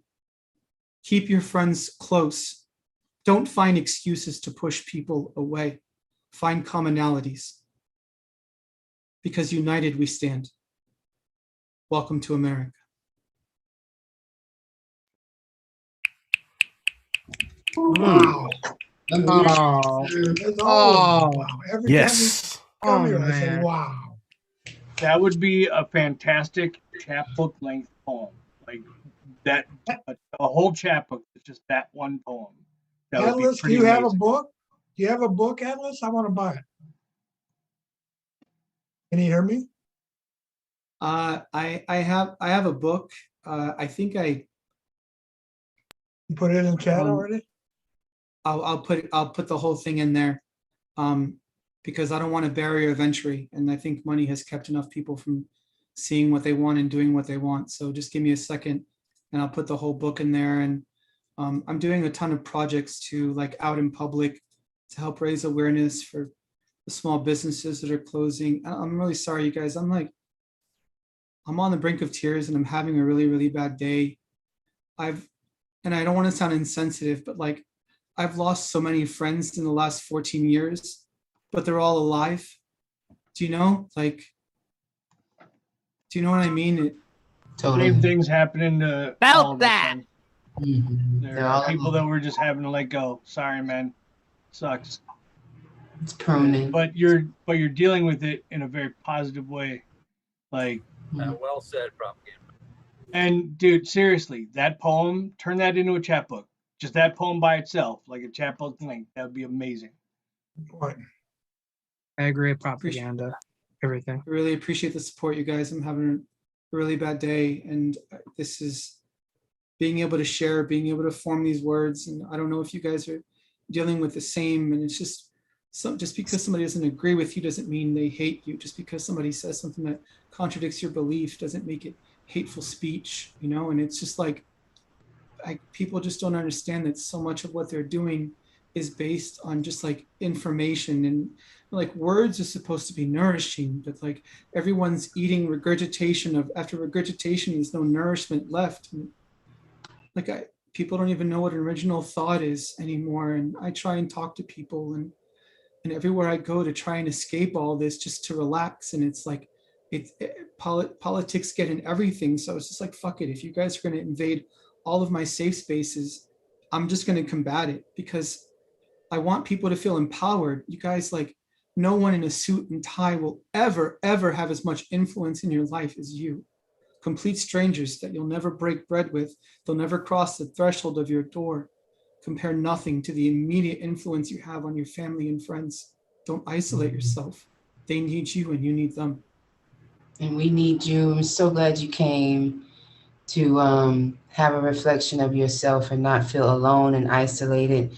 I said this to my neighbor the other day, you know, I find myself like we're isolated, and then the little bit of interaction I do have with people, I don't speak to them, you know. And I was telling her we have to be more conscious of that. Speak to each other still, even though we're isolated, we can still say hi, good morning, you know. So I feel you. You are felt. All our interactions with people are all transactional. It's like if is it money involved, it's like, oh, you can crash at my house, and like, I'm not going to charge you. Oh, that's so awkward. It's just like everything we do now, there's like always money involved, and we hate it. And yet when people try and offer advice that we didn't pay for, we don't accept it. When people try to offer to do something nice for us and they don't want compensation, we don't understand it. And it's just like, it's reverse conditioning. It's making people feel foolish for caring. And I just give a... Sometimes just a little wave at a stranger can make that strangers feel a little better about themselves. Random acts of kindness. That's what I'm hearing, Atlas. It's those little things that mean a lot. That's what you know. Every little thing becomes something big in the end. And that's what you're saying. Yes. Okay. Well, thank you. Thank you, Alice. Thank you guys for having that moment with Atlas. So we need these moments, because, you know, so we don't feel alone. So thank you for that. We're going to move on to Generalissimo. So glad I caught you this time. Well, you're here. How are you tonight? You're on mute, darling. I'm doing okay. Miss Poet Khan, the Queen of Chic. So nice to see you, love. Grab the mic when you're ready. Generalissimo, what's Did you hear that? Poet Khan called me love. Yeah. I'm gonna. Okay. Happy Poetry Month, bruh. Yes, thank you. Right, happy Poetry Month. So we'll start off with a couple of haikus. When someone else reads a poem I write, they decide how its words are heard. Another haiku. He cried whiskey tears that etched permanent track marks in his darkened heart. This is a brand new poem I wrote today in a workshop. Why a rocket ship isn't needed to take a trip to the moon. Have you ever believed the moon was something you could touch? If you could reach into the sky and poke it, or squeeze it, or run your fingers across it like satin, would it be soft, or smooth, or rough, or dusty, or sticky, or covered in wedding cake frosting? When the moon isn't white or silver, but blue or red or pink, does it awaken sensory memories of aromas and tastes? When the moon looks extra close in the sky as if you could jump into it, would you want to stay a while? Maybe those of us that can believe in the existence of the moon's synesthesia can escape to the moon by just believing in what others refuse to see or smell or taste or touch. Born of ballpoint pen and boredom. Zigzags, spirals, triangles, snaky curves filled with geometric patterns, positive and negative spaces waiting for the opportunity to become something more than a doodle in a margin of a night class notebook, finding its way to a scrap of plywood, sanded over and gessoed, then painted with Kandinsky bright colors, an abstract masterpiece is born, then hung on a gallery wall, than a stranger's home to live a life as an adopted child. The infinity of 64. There were only 64 colors when in reality there are millions. Actually, physics produces an infinite spectrum of colors, but a box of crayons, which some people pronounce crowns, becomes what children know as a complete spectrum. How the Crayola people decided which colors every child's color palette would be limited to is a mystery. For some reason, there was both yellow, green, and green, yellow, Sprite and 7-Up, lemon, lime, and lemon. Raw umber, raw sienna, and burnt orange sounded dangerous and violent. Then blue, green, and green, blue, blue, violet, and violet, blue, orange, red, and red, orange yellow, and yellow, orange are repetitively wasteful and confusing. When they get sharpened down to where the labels get peeled off, all those mirror image color combos become a blur before the sharpener fails and a new box gets bought. And the same colors get worn down till the labels get peeled off, the sharpener fails and a new box gets bought. And the same colors get worn down till the labels get peeled off, the sharpener fails and a new box gets bought. Things I saw at the inoculation center. Hypodermic needles inserted into vials, tiny hermetically sealed bottles of liquid chemical inoculation, then inserted into strangers' arms by nurses and pharmacists in white lab coats with smiles on faces as they rubbed pre-soaked wet naps of isopropyl alcohol onto strangers' arms before needle insertion and inoculation shooting, followed by a 15-minute sit in another room waiting for rare immediate side effects with the option of choosing a Tootsie Roll or one of several flavors of Dum Dum lollipops from a lime green plastic bowl, most likely purchased from a dollar store, and free small bottles of store brand bottled water while sitting in a yellow molded plastic and metal socially distant chair, then given a small sticker reading, "I got my COVID-19 inoculation today!" Exclamation point, as a reward for getting shot. Finally, to wrap or not to wrap. Hope, are you a perennial flower propagated from seed blown an unknown distance by wind and lodged into soil, germinating from wet of rain and warmth of sun, sprouting from ground into existence, climbing into atmosphere to breathe sweet oxygen, maybe a few inches tall, maybe several feet. Maybe you will climb a trellis or wrap yourself around an ancient tree. Leaves will sprout from your stalk. Buds will appear. Flowers will happen. They might produce nectar to feed honeybees and hummingbirds. They might open wide and grow berries or eggplant or tomatoes. They might produce perfume aroma. They might be picked or pruned for the purpose of romance. You might wilt after flowers and fruit happen to produce seed to be spread by wind or simply dropped. Your roots may lie dormant in winter for you to spring forward each next spring more resilient than before. Gracias, everyone. And thank you so much, Richie and Poet Con, for this really beautiful event. Thank you so much. Y'all show some love to Hannah. Love your Hannah. That was dope. Thank you for sharing all that shit. That was dope, man. Thank you. Yeah. You please plug yourself. What do you have going on? Oh, I'm just hanging out at a bunch of different open mics these days. Although I think I'm gonna be doing an August feature in August in California, but I'll when I get the right date on that. And then on July 24th, I'm going to be doing my first workshop at Tumbleworks. But that is not. I don't have that on my information sheet, and I don't have my information sheet up, so I'm probably not going to put that in. So, but thank you, and let's hear some good poetry from other people.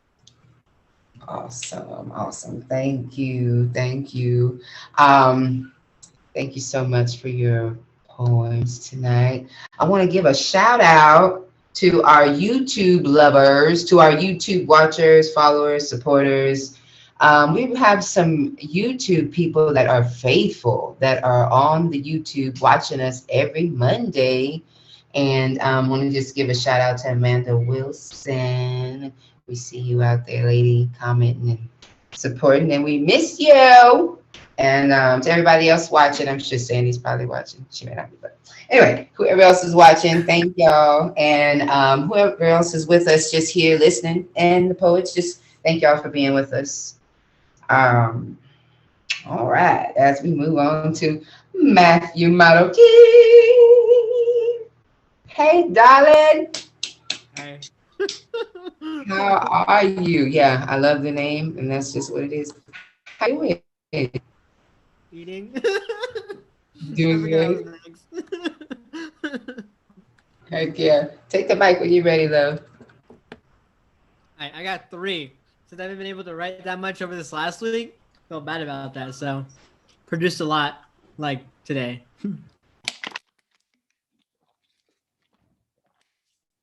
Okay. You can hear me all right? Yeah? Yeah? Good? Cool. First one. Which one can you see? This is the whole title. It's a long title. Which one can you see better out of? 1 or 2? Y'all who have glasses know what's up. We're been to the eye doctor. A bottle of water and a slice of cake. A phone and a laptop. Syrup and butter.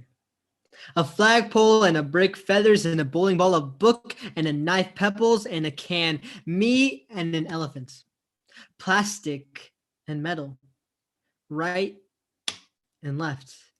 And you're telling me you can't tell the difference? All right, that's the first one.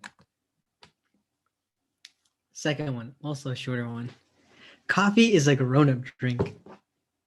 Fresh new beans spin on metal slivers, dusting up the cup below as they're forced under pressure to become perfect and showered under hot water that streams their essence away into the perfect espresso shot.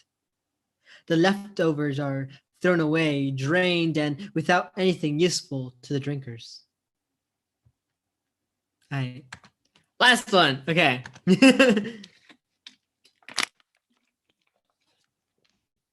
Hydrate or dehydrate, people. This one's called also part of the Teen Titans thing that I've been working off of. When do we stop being a Teen Titan?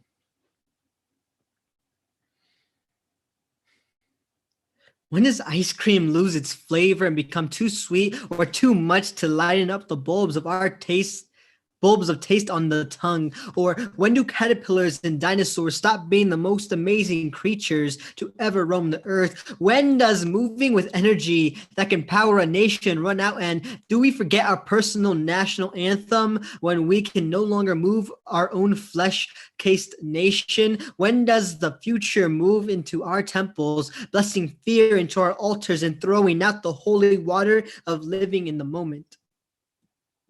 Why do we need to learn to forgive again? Forgiveness used to come so easily. We could cry over someone stealing our Play-Doh and still play tag with them just an hour later at recess. But when did the hours begin to stretch and they used to flutter out of the clock cocoon and fly away with our joyful time? And did this joyful butterfly of time ever make it down south to Mexico? Because is there any way I can go and try to find mine? Because I know I put a sticker on its wing to track it. And did shoes stop lighting up? When did shoes stop lighting up? And when did we stop lighting up? And did it really all just leave, or was it taken away with the growing up? Did we form our own cocoons, or were we stuffed into ones made for us and forced to change into whatever they wanted us to be? Because I don't think they did it right. Why can't I fly anymore? When do we throw off the suit and saving those around us lose its joy and become a job? The mask becomes a weight, instead of our freedom. And where did all our friends go? Well, the ones that are left. When do we stop being a Teen Titan, and why did we stop in the first place? Thank you.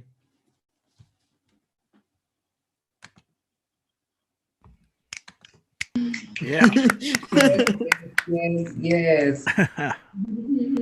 Dinosaurs, dang it. You know, ice cream. Okay. Good stuff. All right. Just throwing that out there. Still good to find pleasure in the small things. That was beautiful. Plug yourself, Matt, please. If you'd like to plug yourself, go ahead. You can find me on Instagram, Vida, VIDA _ Marroquin, right there. Or on Facebook, also right there. That's me. I got a book coming out. Poet Con knows about that. Wait, is Tez here? Okay, just got a book coming out. That's it. That's coming out this Sunday. Or not this Sunday, this summer. I think it's something else I got to do Sunday. This summer, I got that. So that's cool, right? Yeah, that's cool. Yeah. Follow me for more info on everything. Follow. Yes. Right. Thanks, love. Heck yeah. Okay, we are going to back to Cali, I believe. Yes, when you get it right. To hear from Finn as fuck. Finn as fuck. How are you, darling? I like that. I'm gonna officially make that my name. That was so cute. I think that was I know. Denise made that and I loved it. because Denise is just bomb as AF as well, you know. Yeah. Like I'm not already super in love with Denise. She just yeah. Because we love on each other. Take the mic when you're ready, love. So excuse my low, semi-sad energy today. I hope you guys haven't heard this yet. So let's start with a little taste test. It's called Lights On. I turn the lights off, return to join the living. Love will not grace the marquee tonight.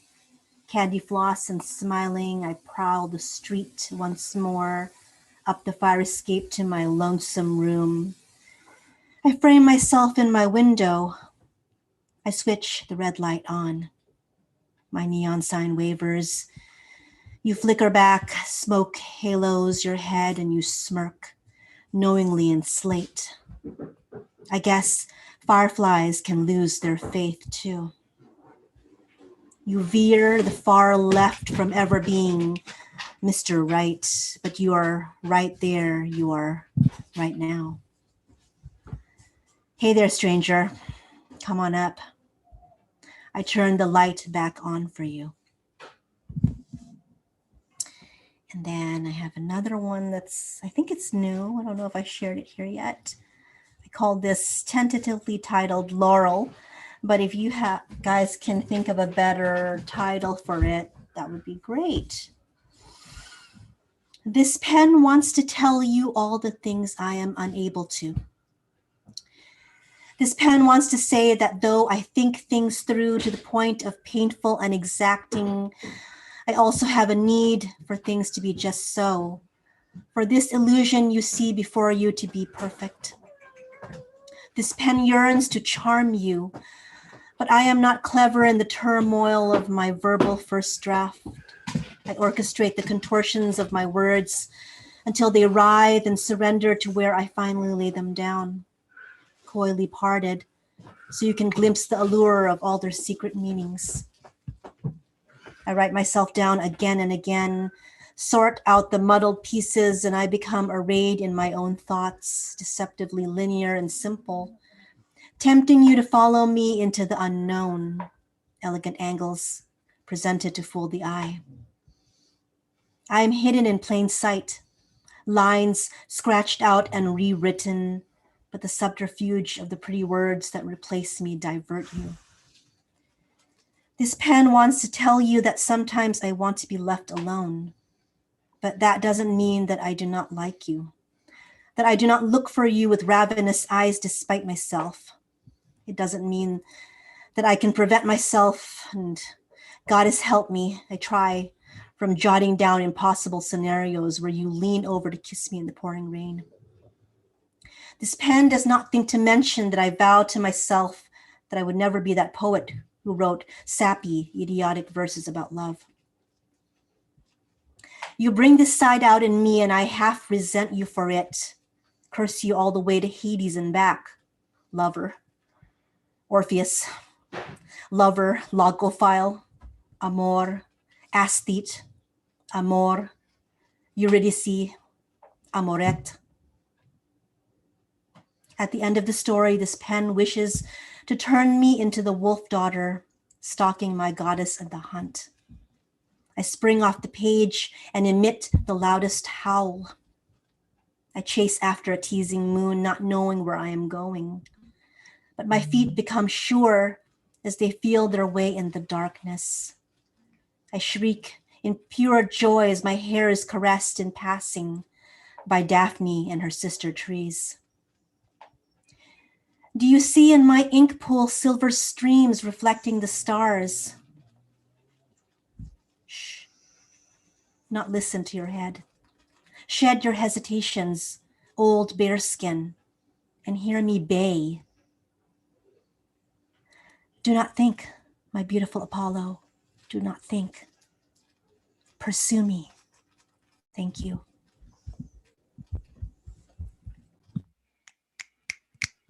Oh. Oh. You guys show some love to Miss Finn, please. Unmute your mic, show some love. And that was beautiful. Mm-hmm. I love both of them. So succulent. Just Succulent. Yeah. I love it. yeah, just your delivery, your visual, just everything, your content. It's just, yeah. Anyway, thank you so much. Please plug yourself, love. Would you tell us about what you have going on?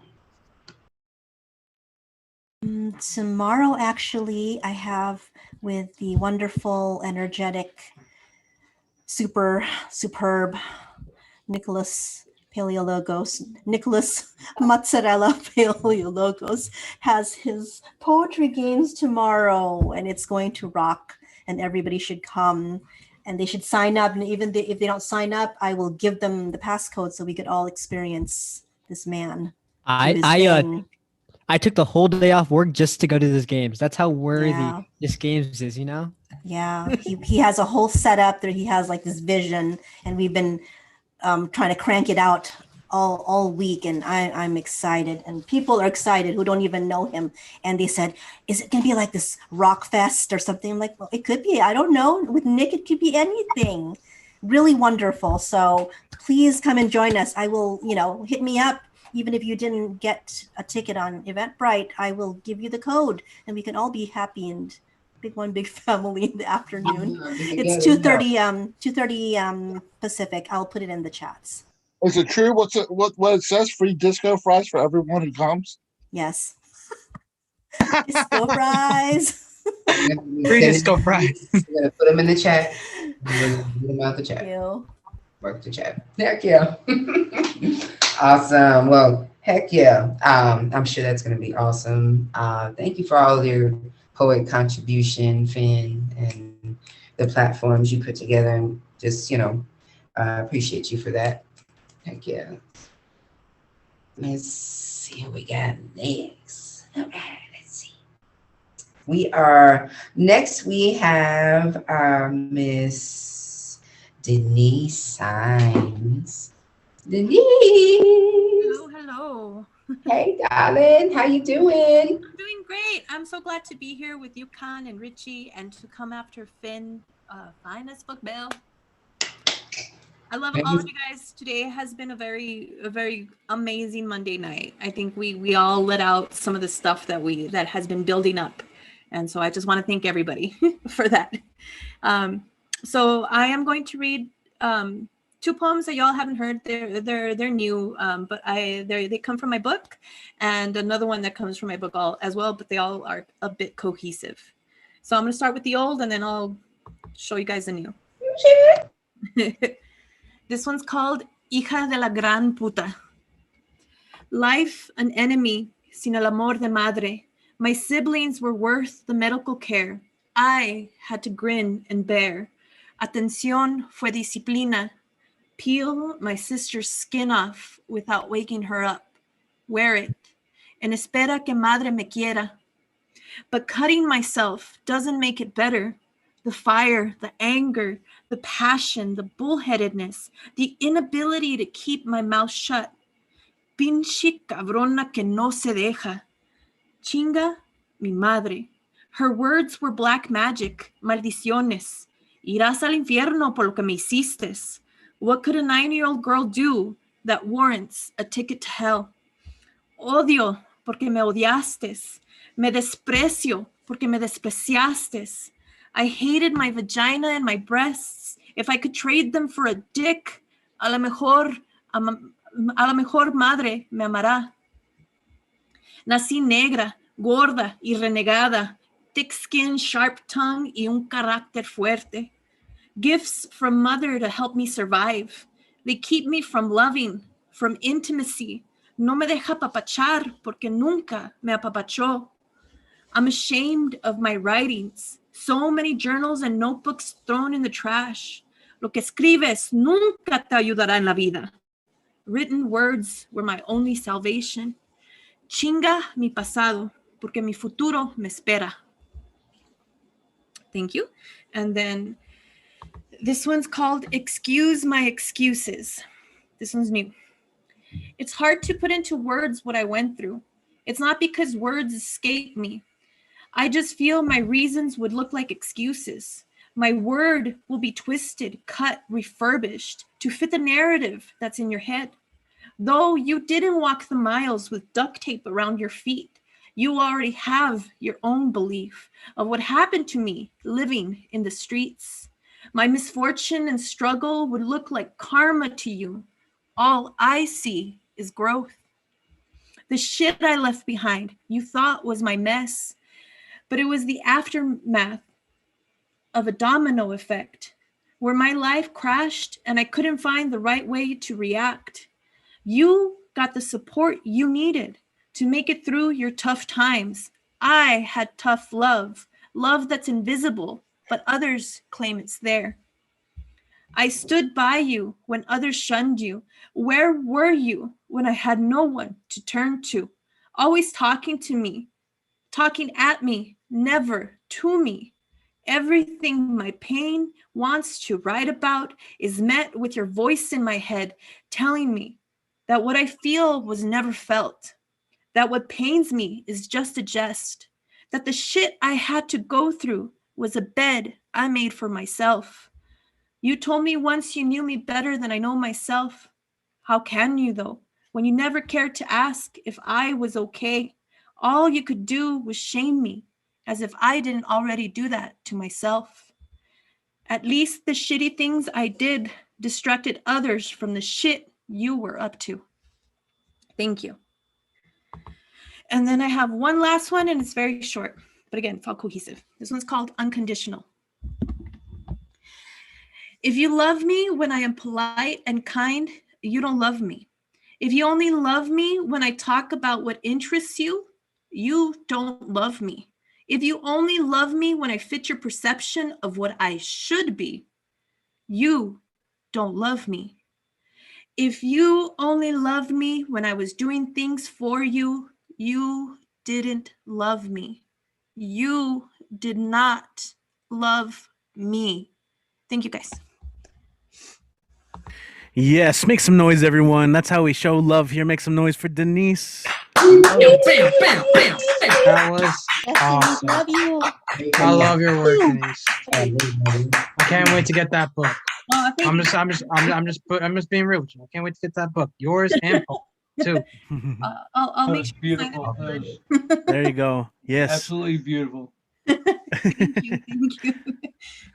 We can't wait for that. Yeah. So Denise, really quick, I wanna like plug your event coming this Friday.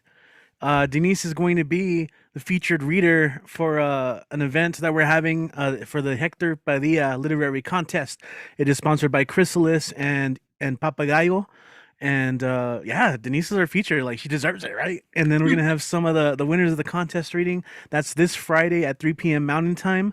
And if you're interested in that link, I think Denise, you put a link in your Instagram, right? Yes, So go ahead and plug your stuff. I put it in my Instagram and my Facebook, but right now I'm going to put it on the Zoom chat, and I'll also go on to YouTube and I'll put the link there. Please, guys, RSVP so you guys can get that Zoom link and you guys could see. It's good. It's going to be beautiful because it's about this teacher who really had an impact. And if you guys ever had a teacher that really changed your life, not because of what they taught you from a book, but from what they taught you with their words and their class and just the way they carried themselves, this is somewhere where you have to go just to pay honor to those teachers. And Hector Padilla was definitely one of those teachers. I also have a book coming out with Poet Khan as well. She's having one, Matthew Marroquin también. And we're all coming out with a book this summer, guys. It's going to be so amazing. I hope that you guys, support us all. So thank you. D. Yes. Where's your publisher?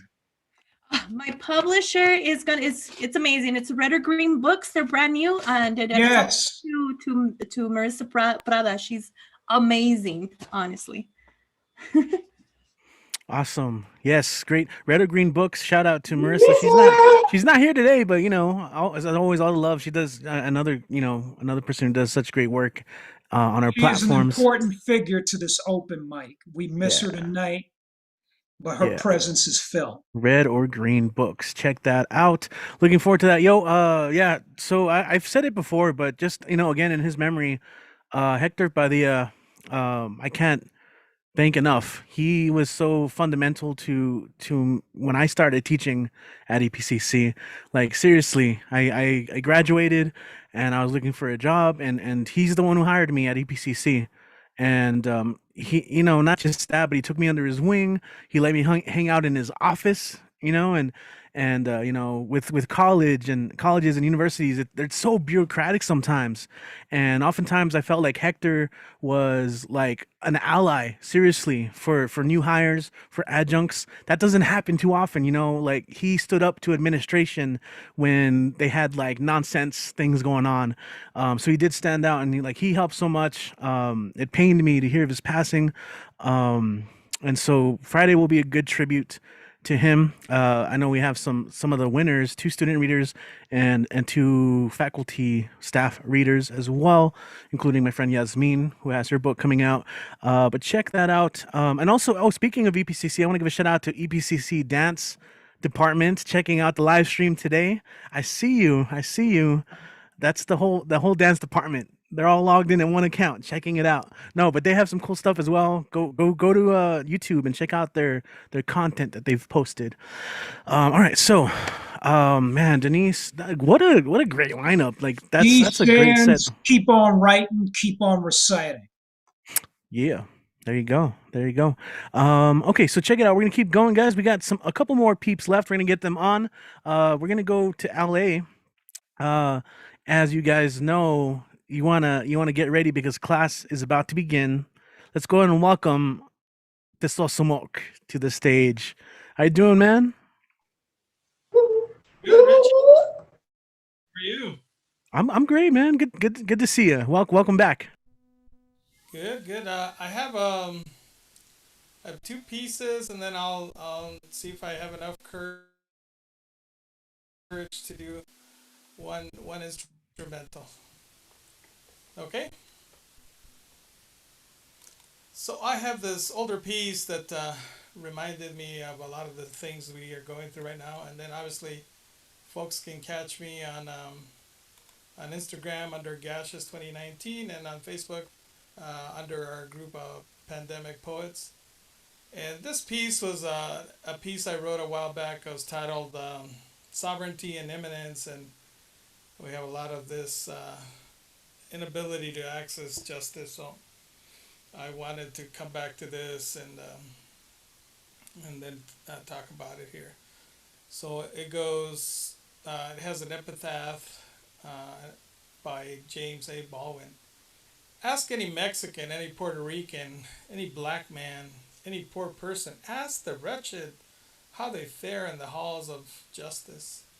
And then you will know whether or not the country is just, or whether or not it has any love for justice or any concept of it.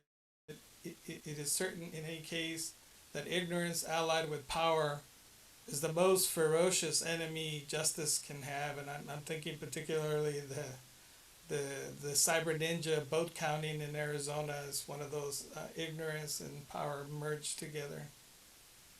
But that's my humble opinion. Let's not find ourselves before the law, waiting our whole lives as plebeians from the hood. Let us not long for the justice promised in the law. Let's not be the ones for whom the doors of justice were made, the doors intended for us, the ones the doorkeeper will shut in our faces. Don't fall for the Trojan horse of obedience in lieu of justice, of patience in place of agitation, of hope realized as fulfillment. When the horse of civilization breaks, it will only deliver the reflective absolute authoritarian sovereign demanding that you continue to wait at the gates. You see, the law will never render its fullest justice. What it will do is permeate and regulate your life. That gatekeeper you call a politician is selling what's behind the gates, an individual private access to something he has no power to deliver. For the privilege of legislating on your behalf, they demand respect and deference for this imagined, branded, and marketed connection to justice. We give our political obedience in the midst of lingering ordinary banality and the day-to-day mediocrity for a non-arrival of the imminence of the law and justice. While we tear down the symbols and emblems of our historical trespassers, we can't deny the reality of our political affectional communities in waiting, narratively organized for the law, for justice, for sovereign authority. Let's not linger in the bygone distraction of inflicted emblems and false idols of manifest history. Let's demand the justice that doesn't wait, the force of the promised law. Let us not render ourselves to the magical, mythical ideas, emblems, and narrative that is power. Our political power is not an amulet possessed by one person and not by another.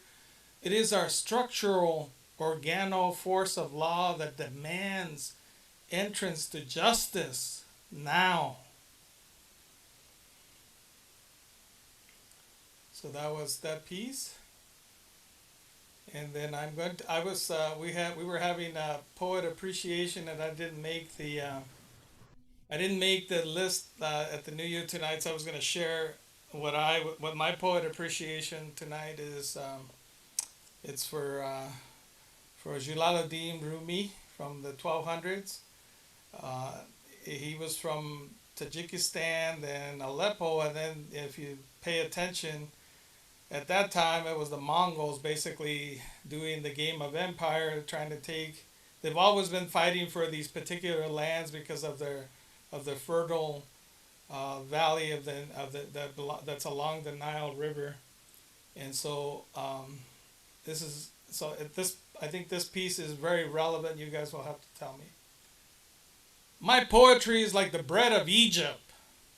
If one night passes, it will become stale. Partake while it's still fresh before it dries out in the air.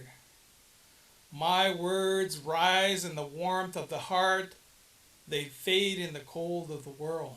Like fish on dry land, they quiver for a moment, then die. If you take in my words, but do not digest them, you'll have to color every truth with your own imagining. Oh man, you drink from an empty cup while the precious wine gets poured in the gutter. You drink from the well of your own delusion while spitting out these sweet and ancient words. If you eat stale bread thinking that it's fresh, all you'll get is a stomach ache.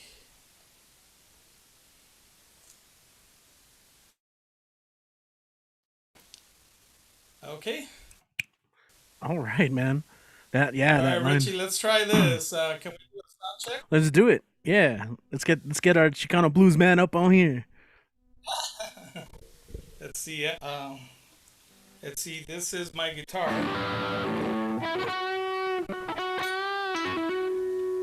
Is that coming in well? Yeah, I hear it. All right, then Awesome. Here's the backtrack to it.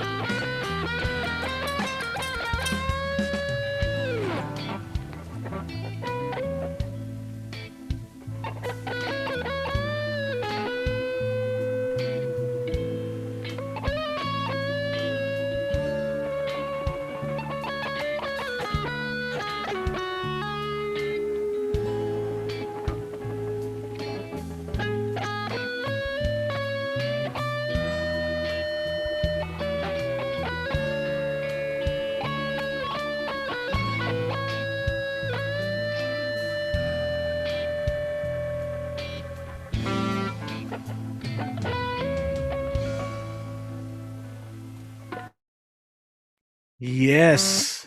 Huh. Ow! You know how it goes, guys. Make some noise. Give it up. Give it up. Oh, what was that? Mr. Taz, Brown. so I just want to say that So I wanted to show you my new acquisition. Let me turn off my my background so you can see what I picked up this weekend. Give me a second while I turn this off. Anyway, well, that's coming up. So I did have a poetry reading with the Valley. Was it the Valley River folks from McAllen, Texas? Did we lose my buddy? Where were we at? I said that. So this is it, buddy. Nice. That's My beautiful. Lee Hooker, one of a kind, one of 200. Wow. I picked it up this weekend, about 600 miles away. I had to make a big pilgrimage for it, and you got a first taste of it. Oh, what a treat indeed. Indeed it was. I think Nick wanted to say something really quick. Sure. So I just wanted to say that none of these other guitarists that have ever performed, we were talking like, Angus Young, Santana, none of them got nothing on the tails. I'm just being real with you. That was dope, okay? That was better than any guitar performance I've ever heard in my lifetime. That's for real. So this is a collaboration with Lynn Lane, one of his poems. I'm working on getting it all together, but I just picked up this guitar and I've only had it for like a day and a half, and I was like, wow, it's just screaming to get out, and you can really feel the soul of this guitar coming through.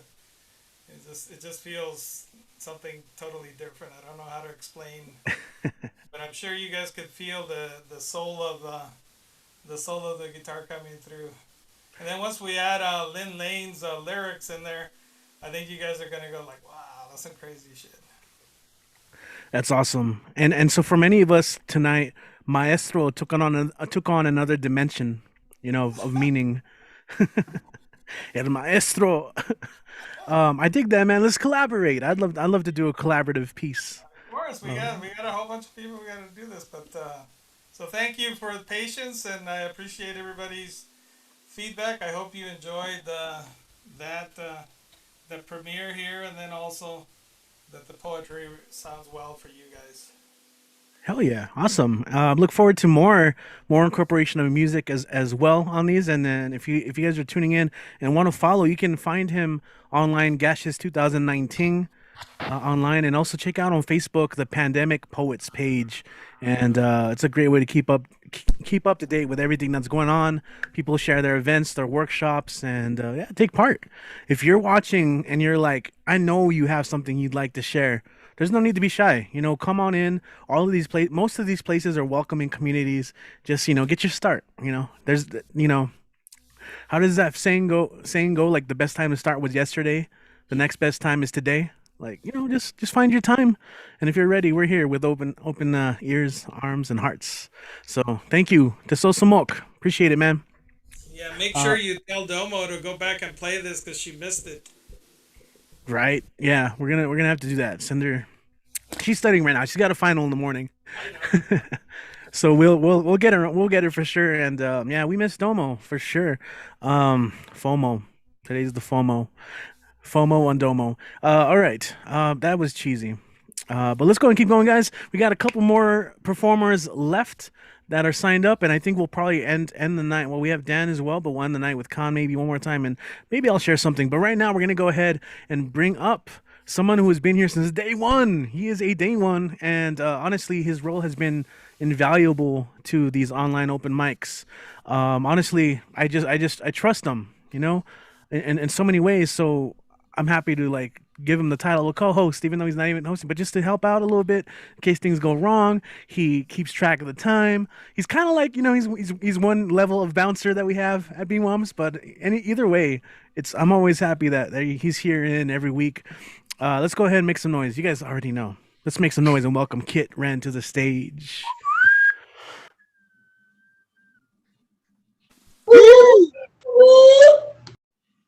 Good evening, friends. Dabba dabba doo. Yes. Oh, good evening. Oh, let's just get right into it because I forgot what I was going to say as a preamble. But on a Saturday reading, birthday twin and friend Lee, who you already saw earlier tonight, compared me to one of my favorite authors in Douglas Adams. And I had to sit with that compliment and think about it. And I think this is the closest, I think this is the proof of concept of what they were saying. This is the most sci-fi prose poemy thing I've done. The zoning committee has been working around the clock, availing themselves of even the extra 37 minutes. The issue is a silly one, but one with billions of dollars staked on it regardless. Owing to the nature of Mars' reduced gravity, how far away from residential neighborhoods must the proposed stadium for the expansion franchise Mars City Rovers be built in order to prevent unusual amounts of property damage from flying baseballs? The meetings have been contentious, detail-oriented, inscrutable, and unproductive. At this point in the young history of Mars City, not even a generation on, the pioneer's dream of leaving Earth's problems on Earth seems tragically naive. Like a virus praying earnestly for the next host to be tougher.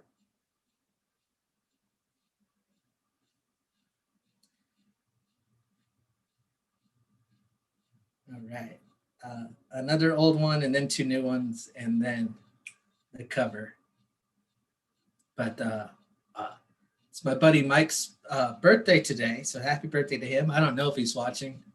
If he is watching, hey Mike, fuck you, buddy. Hey. But this is a poem that he has a cameo in, and when we were still doing things in Meat Space, he like walked into the venue when I was in the middle of this. So I had to explain to him why he started laughing.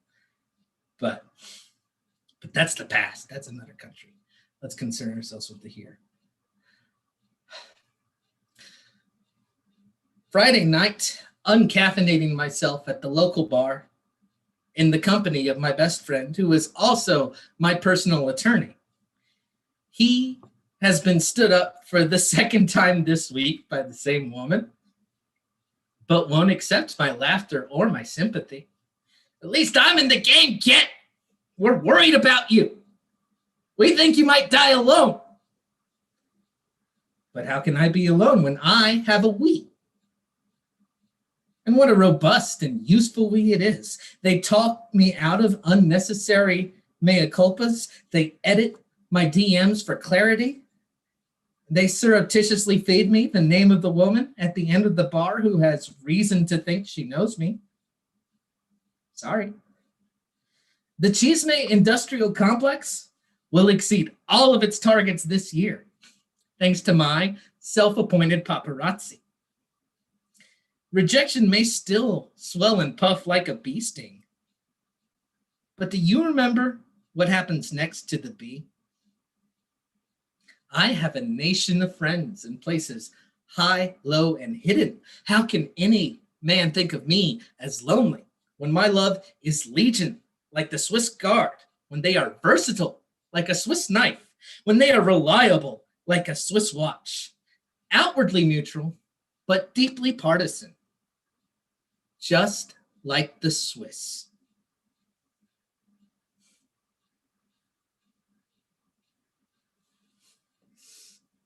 There it is. Okay, and now for some new shit written just this Saturday, actually. New shit. New shit. Thank you, Dan. Thank you, God. New shit. Thank you, Nick. All right.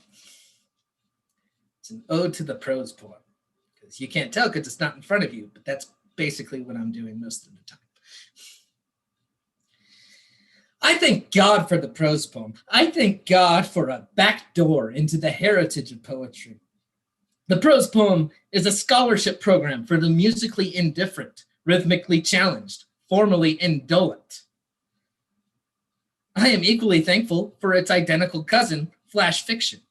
I switch which one I mean based on who I'm talking to. Glad-handing like a city councilman. I don't have to babysit characters to the end like a harried novelist. I owe them nothing. I introduce them and move on like the host of a huge party. I forage without taking a plate. I rhyme only when I feel like it. I drink and the wine becomes blood in my stomach. I trip and the trip becomes a metaphor. I accidentally cut my palm and the bandage thanks me for my honesty and vulnerability. Everyone in the ballroom is dancing with a different scrap of clothing they all take to be me. They can't all be right, but they're dancing. Nobody can fact check a dancer.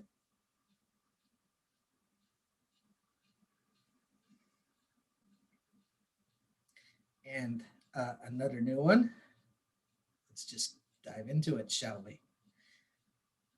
The Temporal Committee has responded to my letter dated April 13th, 2016. They apologize for the delay with just enough self-awareness to make me wonder why there isn't more self-awareness. They write to inform me that my request to forfeit all memories from the year 2007 has been denied. And they tell me all requests of this nature are considered fully and carefully, but are typically reserved for the survivors of natural disasters and war atrocities. While they express a patronizing sorrow over the feeling of loneliness and alienation mentioned in my correspondence, they note that such feelings are abundantly typical in 19-year-olds. They further note that such a process would be absolute, taking away not only the bad feelings, but the lessons of the bad feelings and the incidental joys. Their records show that I would be losing 5 crucial friendships, 2 terrible friendships that were useful warnings, a Sonic Youth concert, and that 1 baseball game that was disrupted by a swarm of midgets.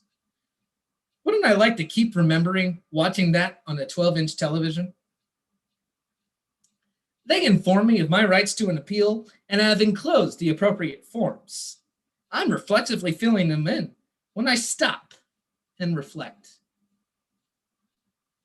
I don't remember why 5 years ago I was dwelling in such a despondent way on an additional 9 years prior. This problem of memory seems to have fixed itself.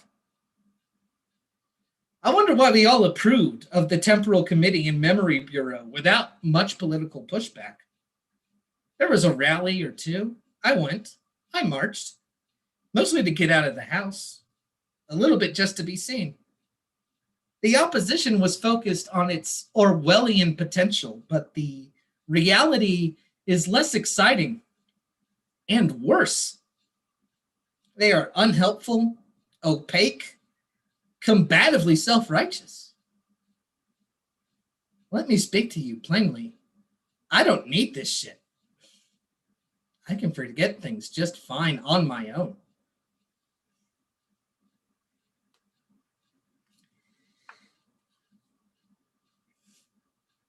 And we come to the cover, and to just a general feeling of thankfulness, which is what I feel for what we've created here over the past year. Because I remember when all of this started and I thought, well, this will be a weird 6 weeks, but I think I can make it. And here I am, 58 weeks later, kind of right, but kind of not. That's okay though. I was right about the important part. But this cover poem is, in that spirit of thankfulness, is Perhaps the World Ends Here by Joy Harjo.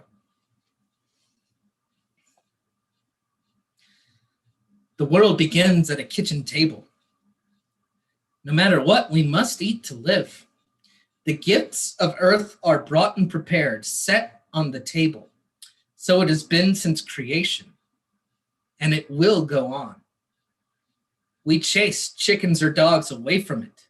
Babies teethe at the corners. They scrape their knees under it. It is here that children are given instructions on what it means to be human. We make men at it. We make women. At this table, we gossip, recall enemies, and the ghosts of lovers. Our dreams drink coffee with us as they put their arms around our children. They laugh with us at our poor falling down selves as we put ourselves back together once again at the table. This table has been a house in the rain, an umbrella in the sun. Wars have begun and ended at this table. It is a place to hide in the shadow of terror, a place to celebrate the terrible victory. We have given birth on this table and have prepared our parents for burial here. At this table, we sing with joy, with sorrow. We pray of suffering and remorse. We give thanks. Perhaps the world will end at the kitchen table while we are laughing and crying, eating of the last sweet bite. There you go. Performing Alchemy once again with the sign off. We had the Full Metal Alchemist reference earlier. Kit, awesome, man. As always, guys, you know how we show love. We make noise. Make some noise right now for Kit. Yeah. Background and why I appreciate the Full Metal Alchemist reference. That, right? That was awesome. Yeah, I love it. I love it. So Kit, really quick, to celebrate a year, and by the way, you referenced our Tumblewords Barbed Wire joint reading this past Saturday in celebration of Poetry Month. Go check. I encourage you guys to go check it out. It is on the Barbed Wire YouTube channel. We did have some participants who never take part in these online mics, especially some women here in El Paso who are doing really great work for the community. To the Tornillo Collective in support of Duranguito. These are all like very important issues in our communities. And so definitely check out what they're saying. It was great to have them here. And now that I'm thinking about it, I really love the way. So also, sorry, let me get this on here really quick. So also, I love the way that Donna. Many of you guys have seen Robin Schofield read here before, Kit's mother. And I love the way that Donna kind of references her sometimes. And I'm gonna today, to celebrate a year, I'm gonna do this thing, give him the crown, the unofficial crown. I'm gonna start calling Kit the poet laureate of the Stay at Home open mic. So, because Donna always calls Robin the poet laureate of Tumblewords. I feel it's a nice mantle to carry. I feel like many of you guys would agree. So Kit, the poet laureate of the Stay at Home open mics. Always great having you, man. And so how can people follow you online and all that good stuff?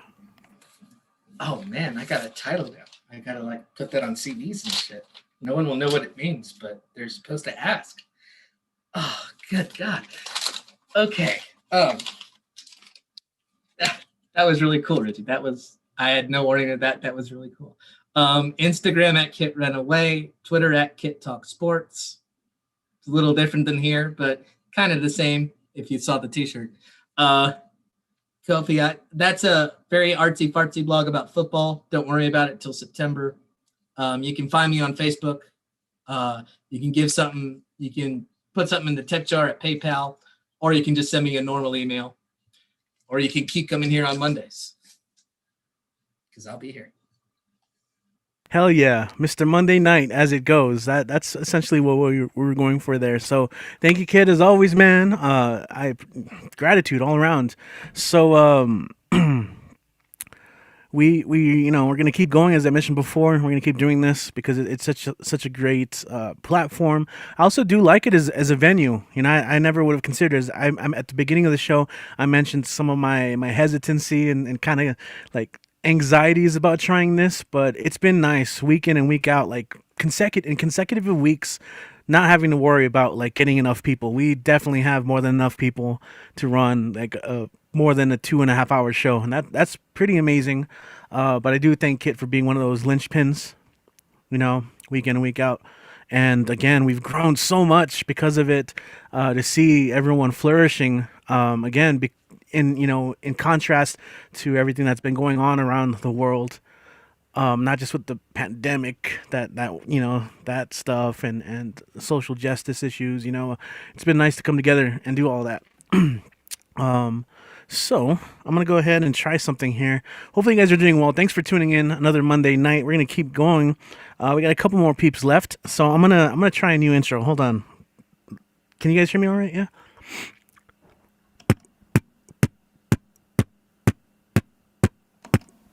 Yeah. Can you hear that?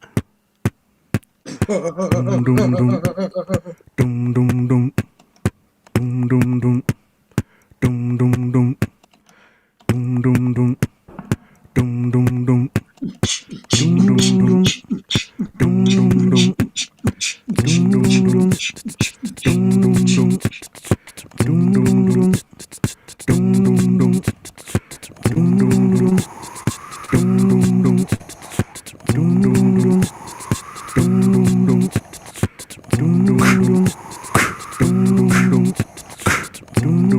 Okay, I don't know why I'm doing this. Huge ass intro. That's because you know who's up. Someone who recites music in their words. It's magic. You already know what's up, guys. Time for that double patty melt. A little something to satisfy your poetic palates. Ladies and gentlemen, make some noise for Patty. Yeah, Patty in the house. What is up? Patty, did you know that was for you? That's a hell of an intro. Hell yeah. Yes. Come through. It's all you now. Sounds done. No pressure. No pressure. All right, I'm going to jump in. I'm just going to jump in. I have 2 pieces tonight, and they're totally incomplete. So we're going to go there. Okay, first piece. Don't go to war for me. Just don't go once more. I'm not who we are anymore. I'm not worth the reasons for your fight. The bend in my knees has been welded clean to a stance. The fold in my spine no longer has me clinging to my toes to not make a sound in my step. I've stopped holding the trigger because the shells of bruised bullets on my skin no longer was filled with the regret of leaving. Don't go to war for me, for you'll be the only one fighting. The weight of the suitcases doesn't bear the resemblance to the burden of being someone other than myself when the shadows of your limbs turned the corners. And when we play back the videos and see all the smiles, that's how I knew what sadness truly felt like. We entered the battle, but I was the only one bleeding. I was the one picking the scraps of my flesh off fences. Your scars bared no offenses. My once loved, don't go to war for me, for this time you won't return. I'm no longer the person waiting by the door. Okay, that was the first one. Okay, second piece. I like to think I'm better than the moments in which the crushing essence of life deems itself too heavy for the weight of crooked shoulders. And in the moments in which I've defined as completely unqualified to mutter the words that gasp in the chokehold of tribulations categorized as simply too hard. When all of me comes collapsing to the ground, I hope the beauty of dirt can be seen through the growth of all the colors after the rainfall. And although the pebbles in the ground stab the skin of each passing foot, I like to think in which you linger in pain, the doubt in your mind to travel another path becomes nothing more but a forgotten thought. And although I fail to say this out loud to all those who actually bend their heads to listen, I only hope the weight of written words surpasses the motion of lips curling. Because who but life has dismissed its janitor to switch the light bulb of each living room in which plastic still sticks firmly upon the sofa cushions? Because who but life causes the sweat to drip to my feet from sitting too long, from being too comfortable, as in to remind me to keep moving? He who but life is where absolute solitude in a crowded laundromat exists. I'm still trying to wash away the stains from before yesterday. Still shopping in the same grocery store with the only cart with one wheel that only turns left. And I like to think that these moments in which I fell miserably at being a simple human being isn't the defining moment when you ask me to define the anatomy of who I really am. Because when I'm not curled inside the skeleton of my body, I am that flower you gave a second glance to at the flea market. I am that little black dress you hang in the corner of your closet for that one special day. I am the scar on your portrait of a body you simply dreaded at the moment, but have known to accept. I only hope in the middle of skies darkening, you knew light was shown through. Okay, done. Done. All right. I love it. Thumbs up. I know that was something great. Patty, make some everyone make some noise for Patty right Yes, now. Put your hands Patty. together. Love Yeah. Damn it, Patty. You kill it every time. Mm. So many quotables. Patty, can't you see? All right, cool. Hell yeah. Awesome. So how can people follow you online? Patty's _poetic_life out. There you go. Just like that. You got the whole rhythm behind it. Yes. You know that one line people quoted it, the wheel that turns to the left on the grocery cart, that reminded me of David Foster Wallace's commencement speech. It's pretty famous. It's called "This Is Water." It's actually one of my favorites to teach. So if you guys aren't familiar with it, you should check it out. David Foster Wallace, interesting character. But yeah, he makes a reference to like that one shopping cart wheel that goes maddeningly to the left. It's interesting. There's also a really cool video that someone made to complement it, or like a condensed version. Anyway, Patty, amazingness as always. Thank you so much. Yo, did you know that I mentioned that? I also mentioned it at the beginning of the show, but we're very cautiously moving into live events, not like a monthly thing, at least for now. In an outside patio, we got to hook up with a local brewery. So if you guys are in the El Paso area, come check it out. This Thursday, we're debuting an open mic at Old Sheepdog Brewery in El Paso, and they have excellent beer, and I really love this place because they support the arts, and two, they're all about the community. They always do like special custom beers and brews, and I'm pretty sure we might even do a BWOMS brew in the future. Special edition, like it's gonna be really cool. We've already done a Power at the Pass edition brew, but come check it out this Thursday if you want to. Mind you, we are not pretending that this is over. We are going to socially distance. Masks are required, and I'm gonna clean microphones after each performer. So we're gonna take precautions because this is still important, and we're gonna keep these going on. So come through, and it's a nice area, part of town. There's an art gallery. There's an art gallery across the street, and it's kind of isolated. It's nice. You could also bring your own mic. Yeah, you're more than welcome to. If you have one, I encourage you to bring your own BYOM. But I have 10 mics, so you don't have to worry about that. I'll just rotate, and I have wipes. I'll clean them down in between, just as precaution. But come out, check out some really good, delicious brewery. What is the date of this? Oh, this is Thursday, but it's in El Paso. It is going to be in person. Oh, so I need to get in my car right now, don't I? Yeah, just get in your private jet. No, just get in your private jet. Literally right now, it's a long drive. Yeah. But of course, we're going to continue online stuff as well. So you guys are always welcome. Also, why am I doing announcements now? Yo, we got Dan. I was just giving Dan some time to set up. Where's it located? Old Sheepdog Brewery. Old Sheepdog Beer. Where's that at? It's in Central. There's an address. It's 3900 Rosa. But don't worry about that, Dan. Are you ready though, Dan? Okay. Give me a minute. Dude, I was doing all these announcements so you can get ready. Okay, so while he gets ready, really quick, I just want to also mention Life in the Time Project. This is a website where if you have any poetry, photography, visual art that was inspired by, or about the pandemic, it doesn't even have to be about it. Like if you just did it during the pandemic, submit it www.lifeandtime.com. And that's open for everyone. You can submit to the website. We did get a grant from EPCC to do a print publication. The constraints, though, for that is that it has to be a EPCC student, faculty or staff, or someone in the community. So if you live in the El Paso, Juarez, Las Cruces area, submit your work. The deadline is the 30th, so take this week, get some pieces together, and submit it. It would be really cool to publish you. And then we're gonna, have that available as well. Once it's printed, we'll do a release as well, maybe online. It might be a hybrid release where we do it online and in person.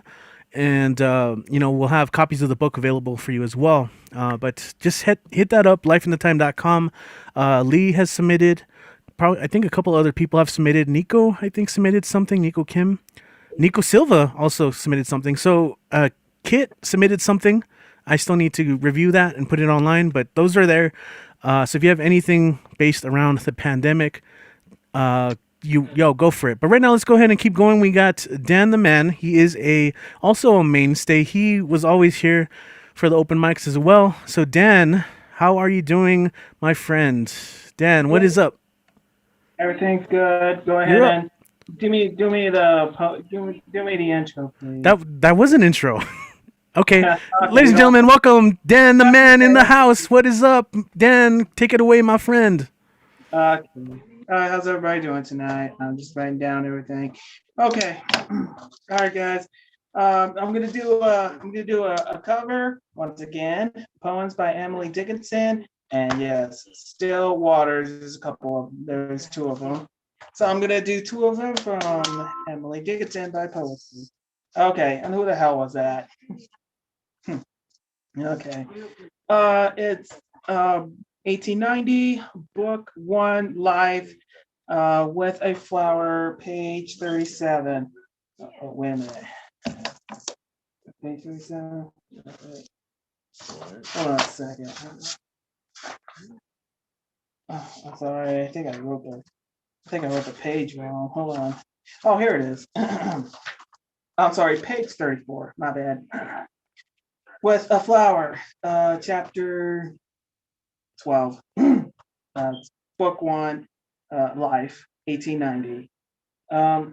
With a Flower, page 34. I hide myself within my flower, that wearing of your you expletive delete. You unsuspecting where me too, and angels know the rest. I hide myself within my flower, that fading your face, you unsuspecting feeling for me almost a loneliness. End quote. Okay. Now we go to 1891. Book 4, Time and Eternity.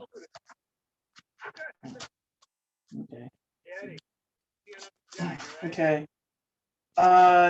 Chapter 29, Ghost, page 159. One need not be in a chamber to be haunted. One need not be a house.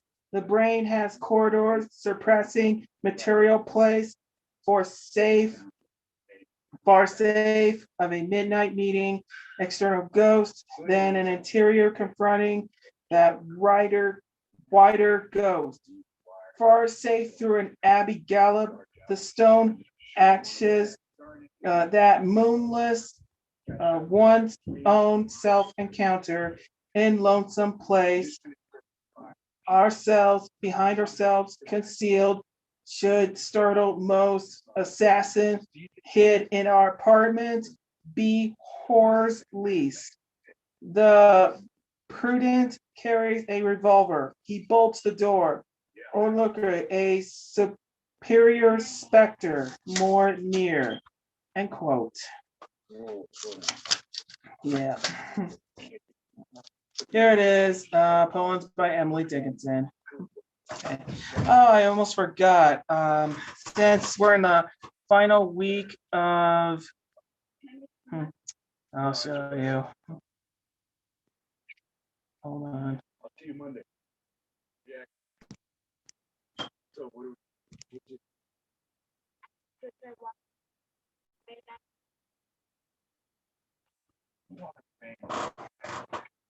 Yep. We are in the final week of National Poetry Month throughout April. Yes, to be or not to be. And there's this one poet I'm going to read. It's the poem, okay, Still Waters by Matt Myers, page 81. The poem writes itself. We do not exist. We are vessels. We are conduits. End quote. Okay, yep. That's Poems by Still Waters. Yep, there it is. There it is. Nice, man. Okay. And there's a couple more. I'll show you. Okay, I'm going to do two more. Quantum metaphysics. Love is light and a discrete sharing of gifts. Waves of infinite resident radiant life bliss. Unquote. Compassion, in memory of John Lennon. Love is the solution of all of life's problems, especially love for the downtrodden. Unquote. Yeah. Still Waters by Matt Myers. Click. Okay. Break. Okay. And I got one more. Okay. The reason why I'm wearing the 306 Sessions concert series is this shirt right here. And yep. You like it. Okay. And I did a birthday poem for Chang of the 306 and 10 Second Pistol /9 music group. You like this one? It's called Chang. You like it? He is the Taurus of the fix. The amethyst, meaning rope, meaning teamwork, and hold on a second. Oh, hold on, I got the. Give me one sec. Hold on. Oh, horoscope. Give me 1 minute. One sec. Here it is. Okay, let me start over again. Hold on. Okay. He is the Taurus of the fixed. The amethyst meaning return life and success. I'm sorry, complete life and success. Leaking to, and the element is earth, and the lily of the valley of the literacy. It's because his birthday is on the first day of the 5th month in the year classified. Born and raised in the 915. To his successful creation and founding of the 306 Sessions concert series and 9 music group, he signifies a thriving scholar full of drive for success. Okay. Hold on a second.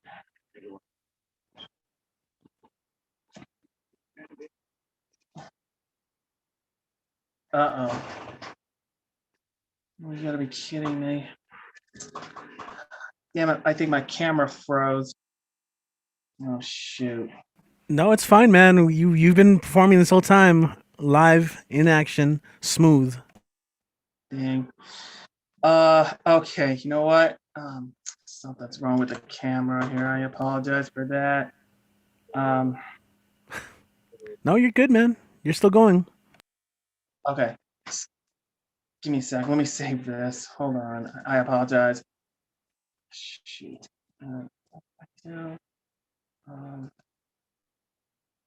Okay, let me save. Okay. All right. Save it. All right, hold on. Okay. All right. All Let me right. see if I can try to. Okay. All right, hold on. Are you talking about another camera? You're filming with another camera on top of the Zoom? Yes. Dan, I'll send you the performance you just read. You don't have to re-record it. Darn. Okay. Okay. Okay. Let me start over. No, I'll send you what you just wrote. No. I have the last one saved. There's oh, so you're Okay. gonna do the last one over again? Yeah. But Okay. you already did it, and I can send that one to you. But no. The last one I was doing currently at this time, but I was not finished yet. Oh, you didn't finish? Okay. Okay, hold on. Okay, let me try this again. This is this is as you know, I'm wearing the 306 Sessions concert series right now. And yep, and I know this Saturday is Chang's birthday. And I know I did the poetry to Chang at the 306. And this time, this is the birthday poem based on Facebook that you will like. And this is called Poetry to Chang. I'm sorry, it's called Chang. He is the Taurus of the fixed, the amethyst, meaning complete life and success, linking to the element earth, and the lily of the valley of the Liligracy. It's because his birthday is on the first month of the fifth month it's because his birthday is on the first day of the fifth month in the year classified. Born and raised in the 915, to his successful creation and founder of the 306 Sessions concert series and Nine Music Group. He signifies a thriving scholar for success, full of drive for success. His favorite color, red, resembles from a gemstone called ruby to a rose. This color reminds me of the song Red Rum by 10 Second Pistol. He signifies sympathy, prominence, premonition, determination, daring, impact, idealism, devotion, sociability, imaginative, bravery, creativity, keepsake, patience, complexity, flexibility, portrait, faith, friendship, and family. Chang, my friend, here's to another year of experience. Keep up what you do best as we continue through our Sessions concert series and we start Nine Music Group. Let's keep on supporting local music, art, film, entertainment, among others, representing our hometown and the borderland, the 915, El Paso Strong. Hope all is well. Okay, what do you guys think? Heck yeah, Dan. That was awesome. Cool, man. Okay. Good job, Dan. Those were some really great things you picked to read. Yeah, thank you. Changity Chang. Okay. Okay, hold on.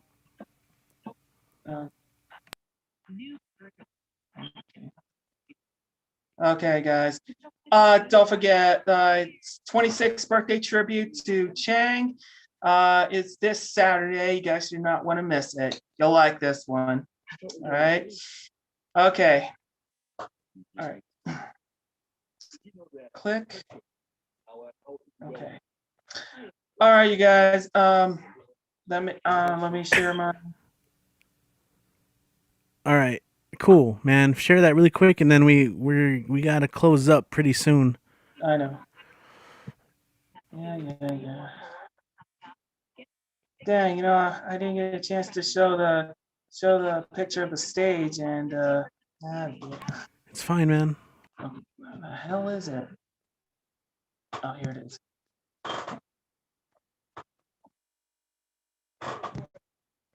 Okay, here it is. Read it and weep it. Follow me on Facebook, Twitter, and Instagram. And yep, you know what that is. Okay.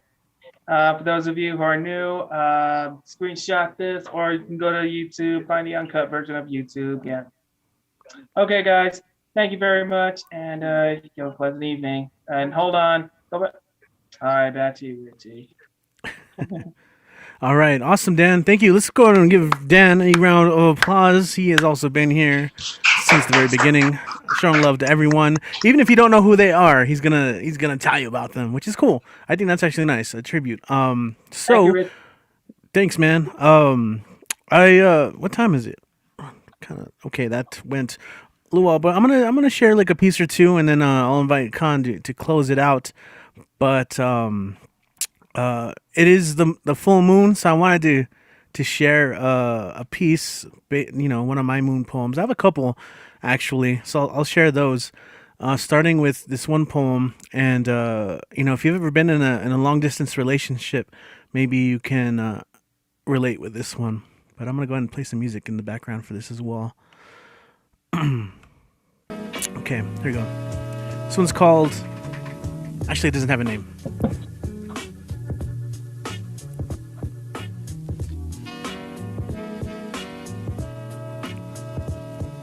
There are groggy days that sit there, loaded with abstractions like time or space. When phrases like "I miss you" are just words on a screen.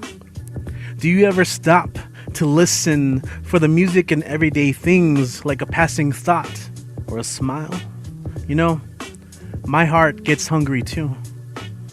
Tonight, I possibly couldn't keep up with Neruda or the pull of this heavy moon, because it reminds me of you, as if I can pull out of this sky this midnight pearl and marvel at the thought of our very own perigee. If you leave a trail of words, I'll follow them back to you. All right. So that was one of the pieces. Let me share a couple more. Shoot. Let me see. Yeah. But thanks guys for tuning in as always and sticking around. I know it can be kind of late for a lot of us, but this is one that I had performed a little while back on our local NPR station, our national public radio station. There's a program that focuses on the literary arts, on authors and writers, and for some reason I was invited on to speak. I've been on that show like 3 times now. It's called Words on a Wire. So shout out to Daniel Chacon and Tim Z. Hernandez. They are the hosts. And I got to speak a little bit about the literary scene outside of academia, what we do at the open mics. And I got to share a poem. So I don't read this one often. I'm a cheesy love poet. I mentioned last time how my spirit animal would be a quesadilla, corny and cheesy. So this is actually what I said, and it's really funny. I mentioned this on the radio, and students all the way to Yale, all the way up to Yale and Harvard were hearing this because some of my other academic connections. So they were always quoting that quesadilla. So this is called Cosmic Love Brew. A new kind of nostalgia is born from that lingering euphoria you swim in when meeting someone like you. It's having the sense to know that between love and lust, I must be a little rusty.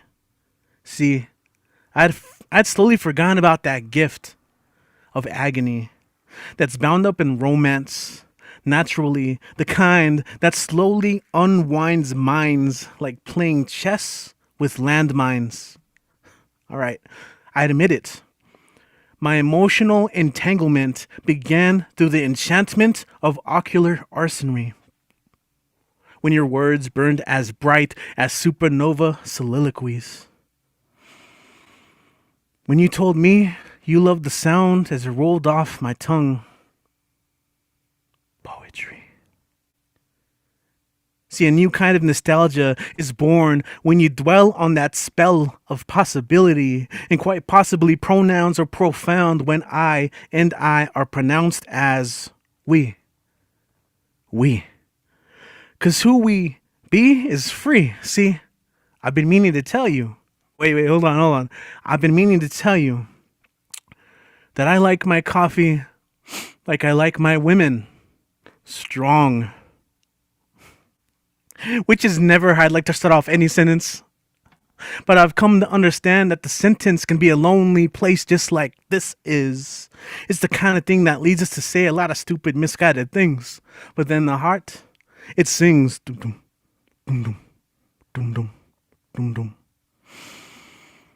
And then you told me you loved the way I express myself. Very poetic. The very incantations, the sensations, the palpitations to permeate the bone and find a new home in these vocal vibrations. It makes me sing all day, all night, all day, all night. I dream of you. All day, all night, all day, all night, I dream of you. See, I've got the kung fu hustle and the butterfly breeze as a symptom of that thing that makes us weak in the knees. Like proof rock, I'm paralyzed, purely dumbstruck, and just my luck, I'm lost in your eyes. See, my cosmically concussed consciousness occurs in the plight of pithy percussions, the repercussions of deflected discussions reaped rot, so simply sought to be wrought. These simple words use caution. Because to love is to be vulnerable. And damn it, we have been vulnerable. And that is not to say we would not, with winged words, fly straight into the sun a million times to give it a kiss. Like fire, like ice, when it's nice, like this, before our complete and utter destruction from the reality of a 10,000 degree PDA. What can I say? Because I would. I'm primitive, like human language.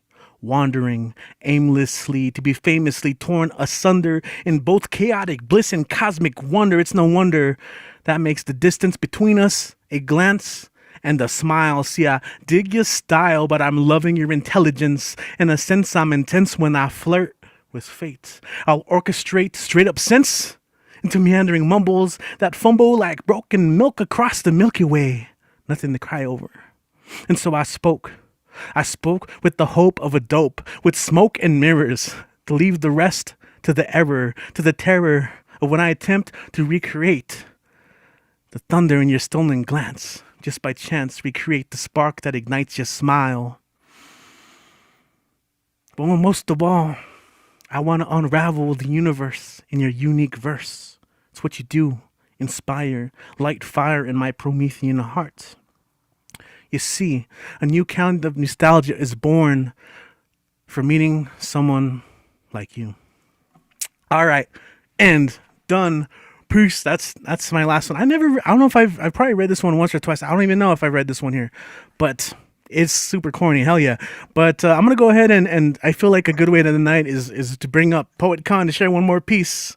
You down? Hell yeah. Let's bring up Poet Khan. Hey y'all, hey y'all. Woo, woo, woo. Well,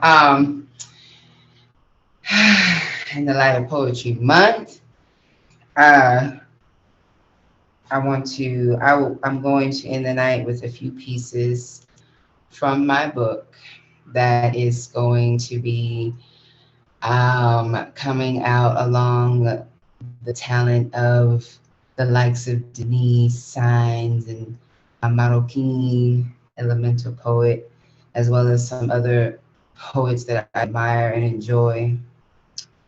So I'm going to share 3 short pieces from my piece, from my book. Come on, somebody. And so here we go.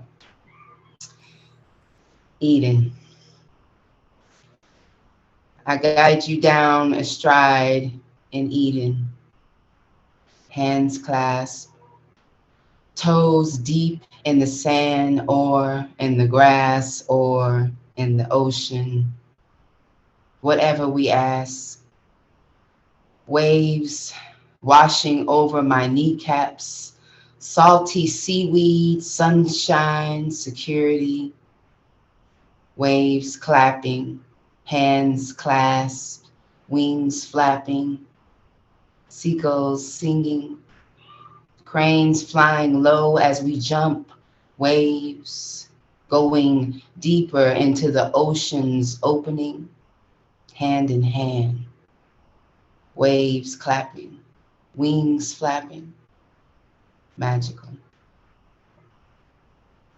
That's the first piece. This next one is called Bliss. Bliss is in the eye of the beholder. Once older, now young, I see how far from this I have run. Bliss, a kiss at midday, a back rub just because, a shoulder for a boulder, a place to run to. Bliss, multiple forehead kisses, no longer the one I misses. I have you in my hands. I can withstand long enough to dismiss anything less forthcoming of my bliss. And this is called Invisible. I would slide under the doors, cracks, glide on a guard's lack of attention to detail, grab an unmonitored gate key and set you fucking free. You, I would come find you wherever you are, in the dark spaces, rats, roaches, roach-ass hooligans, blend in with semen-splattered walls, step over blood pools, tiptoe past murderers, rapists, the innocent. Sneak in the gaps and crevices unnoticed, swim in a sewer, sift through manure, ascend a mildewed drain. If I could acquire invisibility, I would come find you and set us free.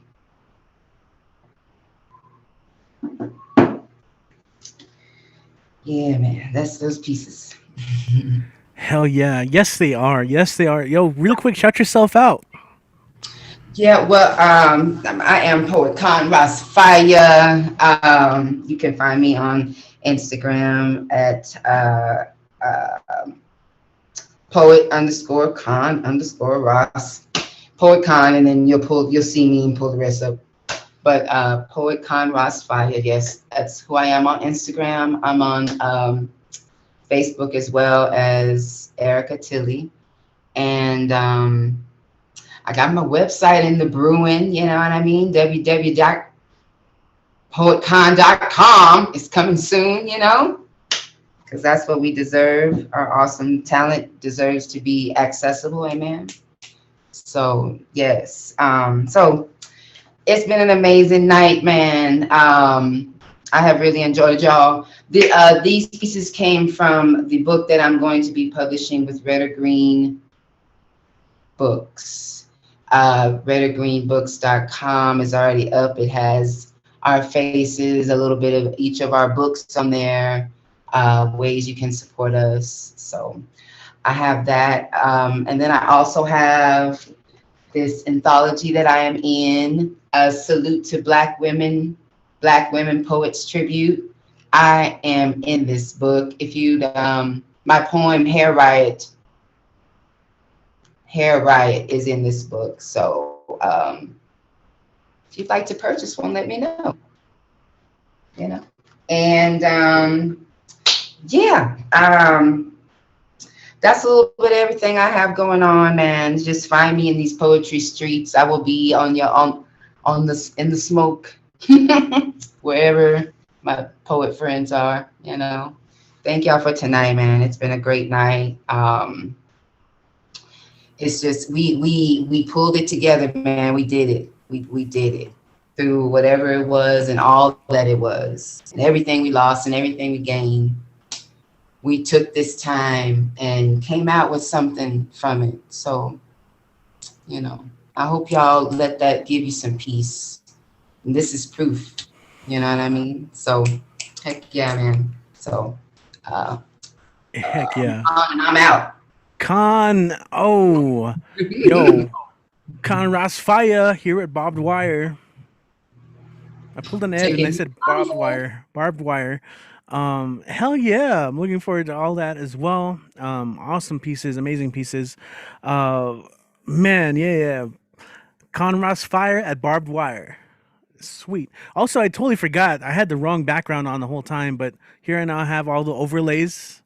So we have the Barbed Wire Open Mic series. If you're not already following, you can follow Barbed Wire Open Mic everywhere. YouTube, Facebook, Twitter, Instagram.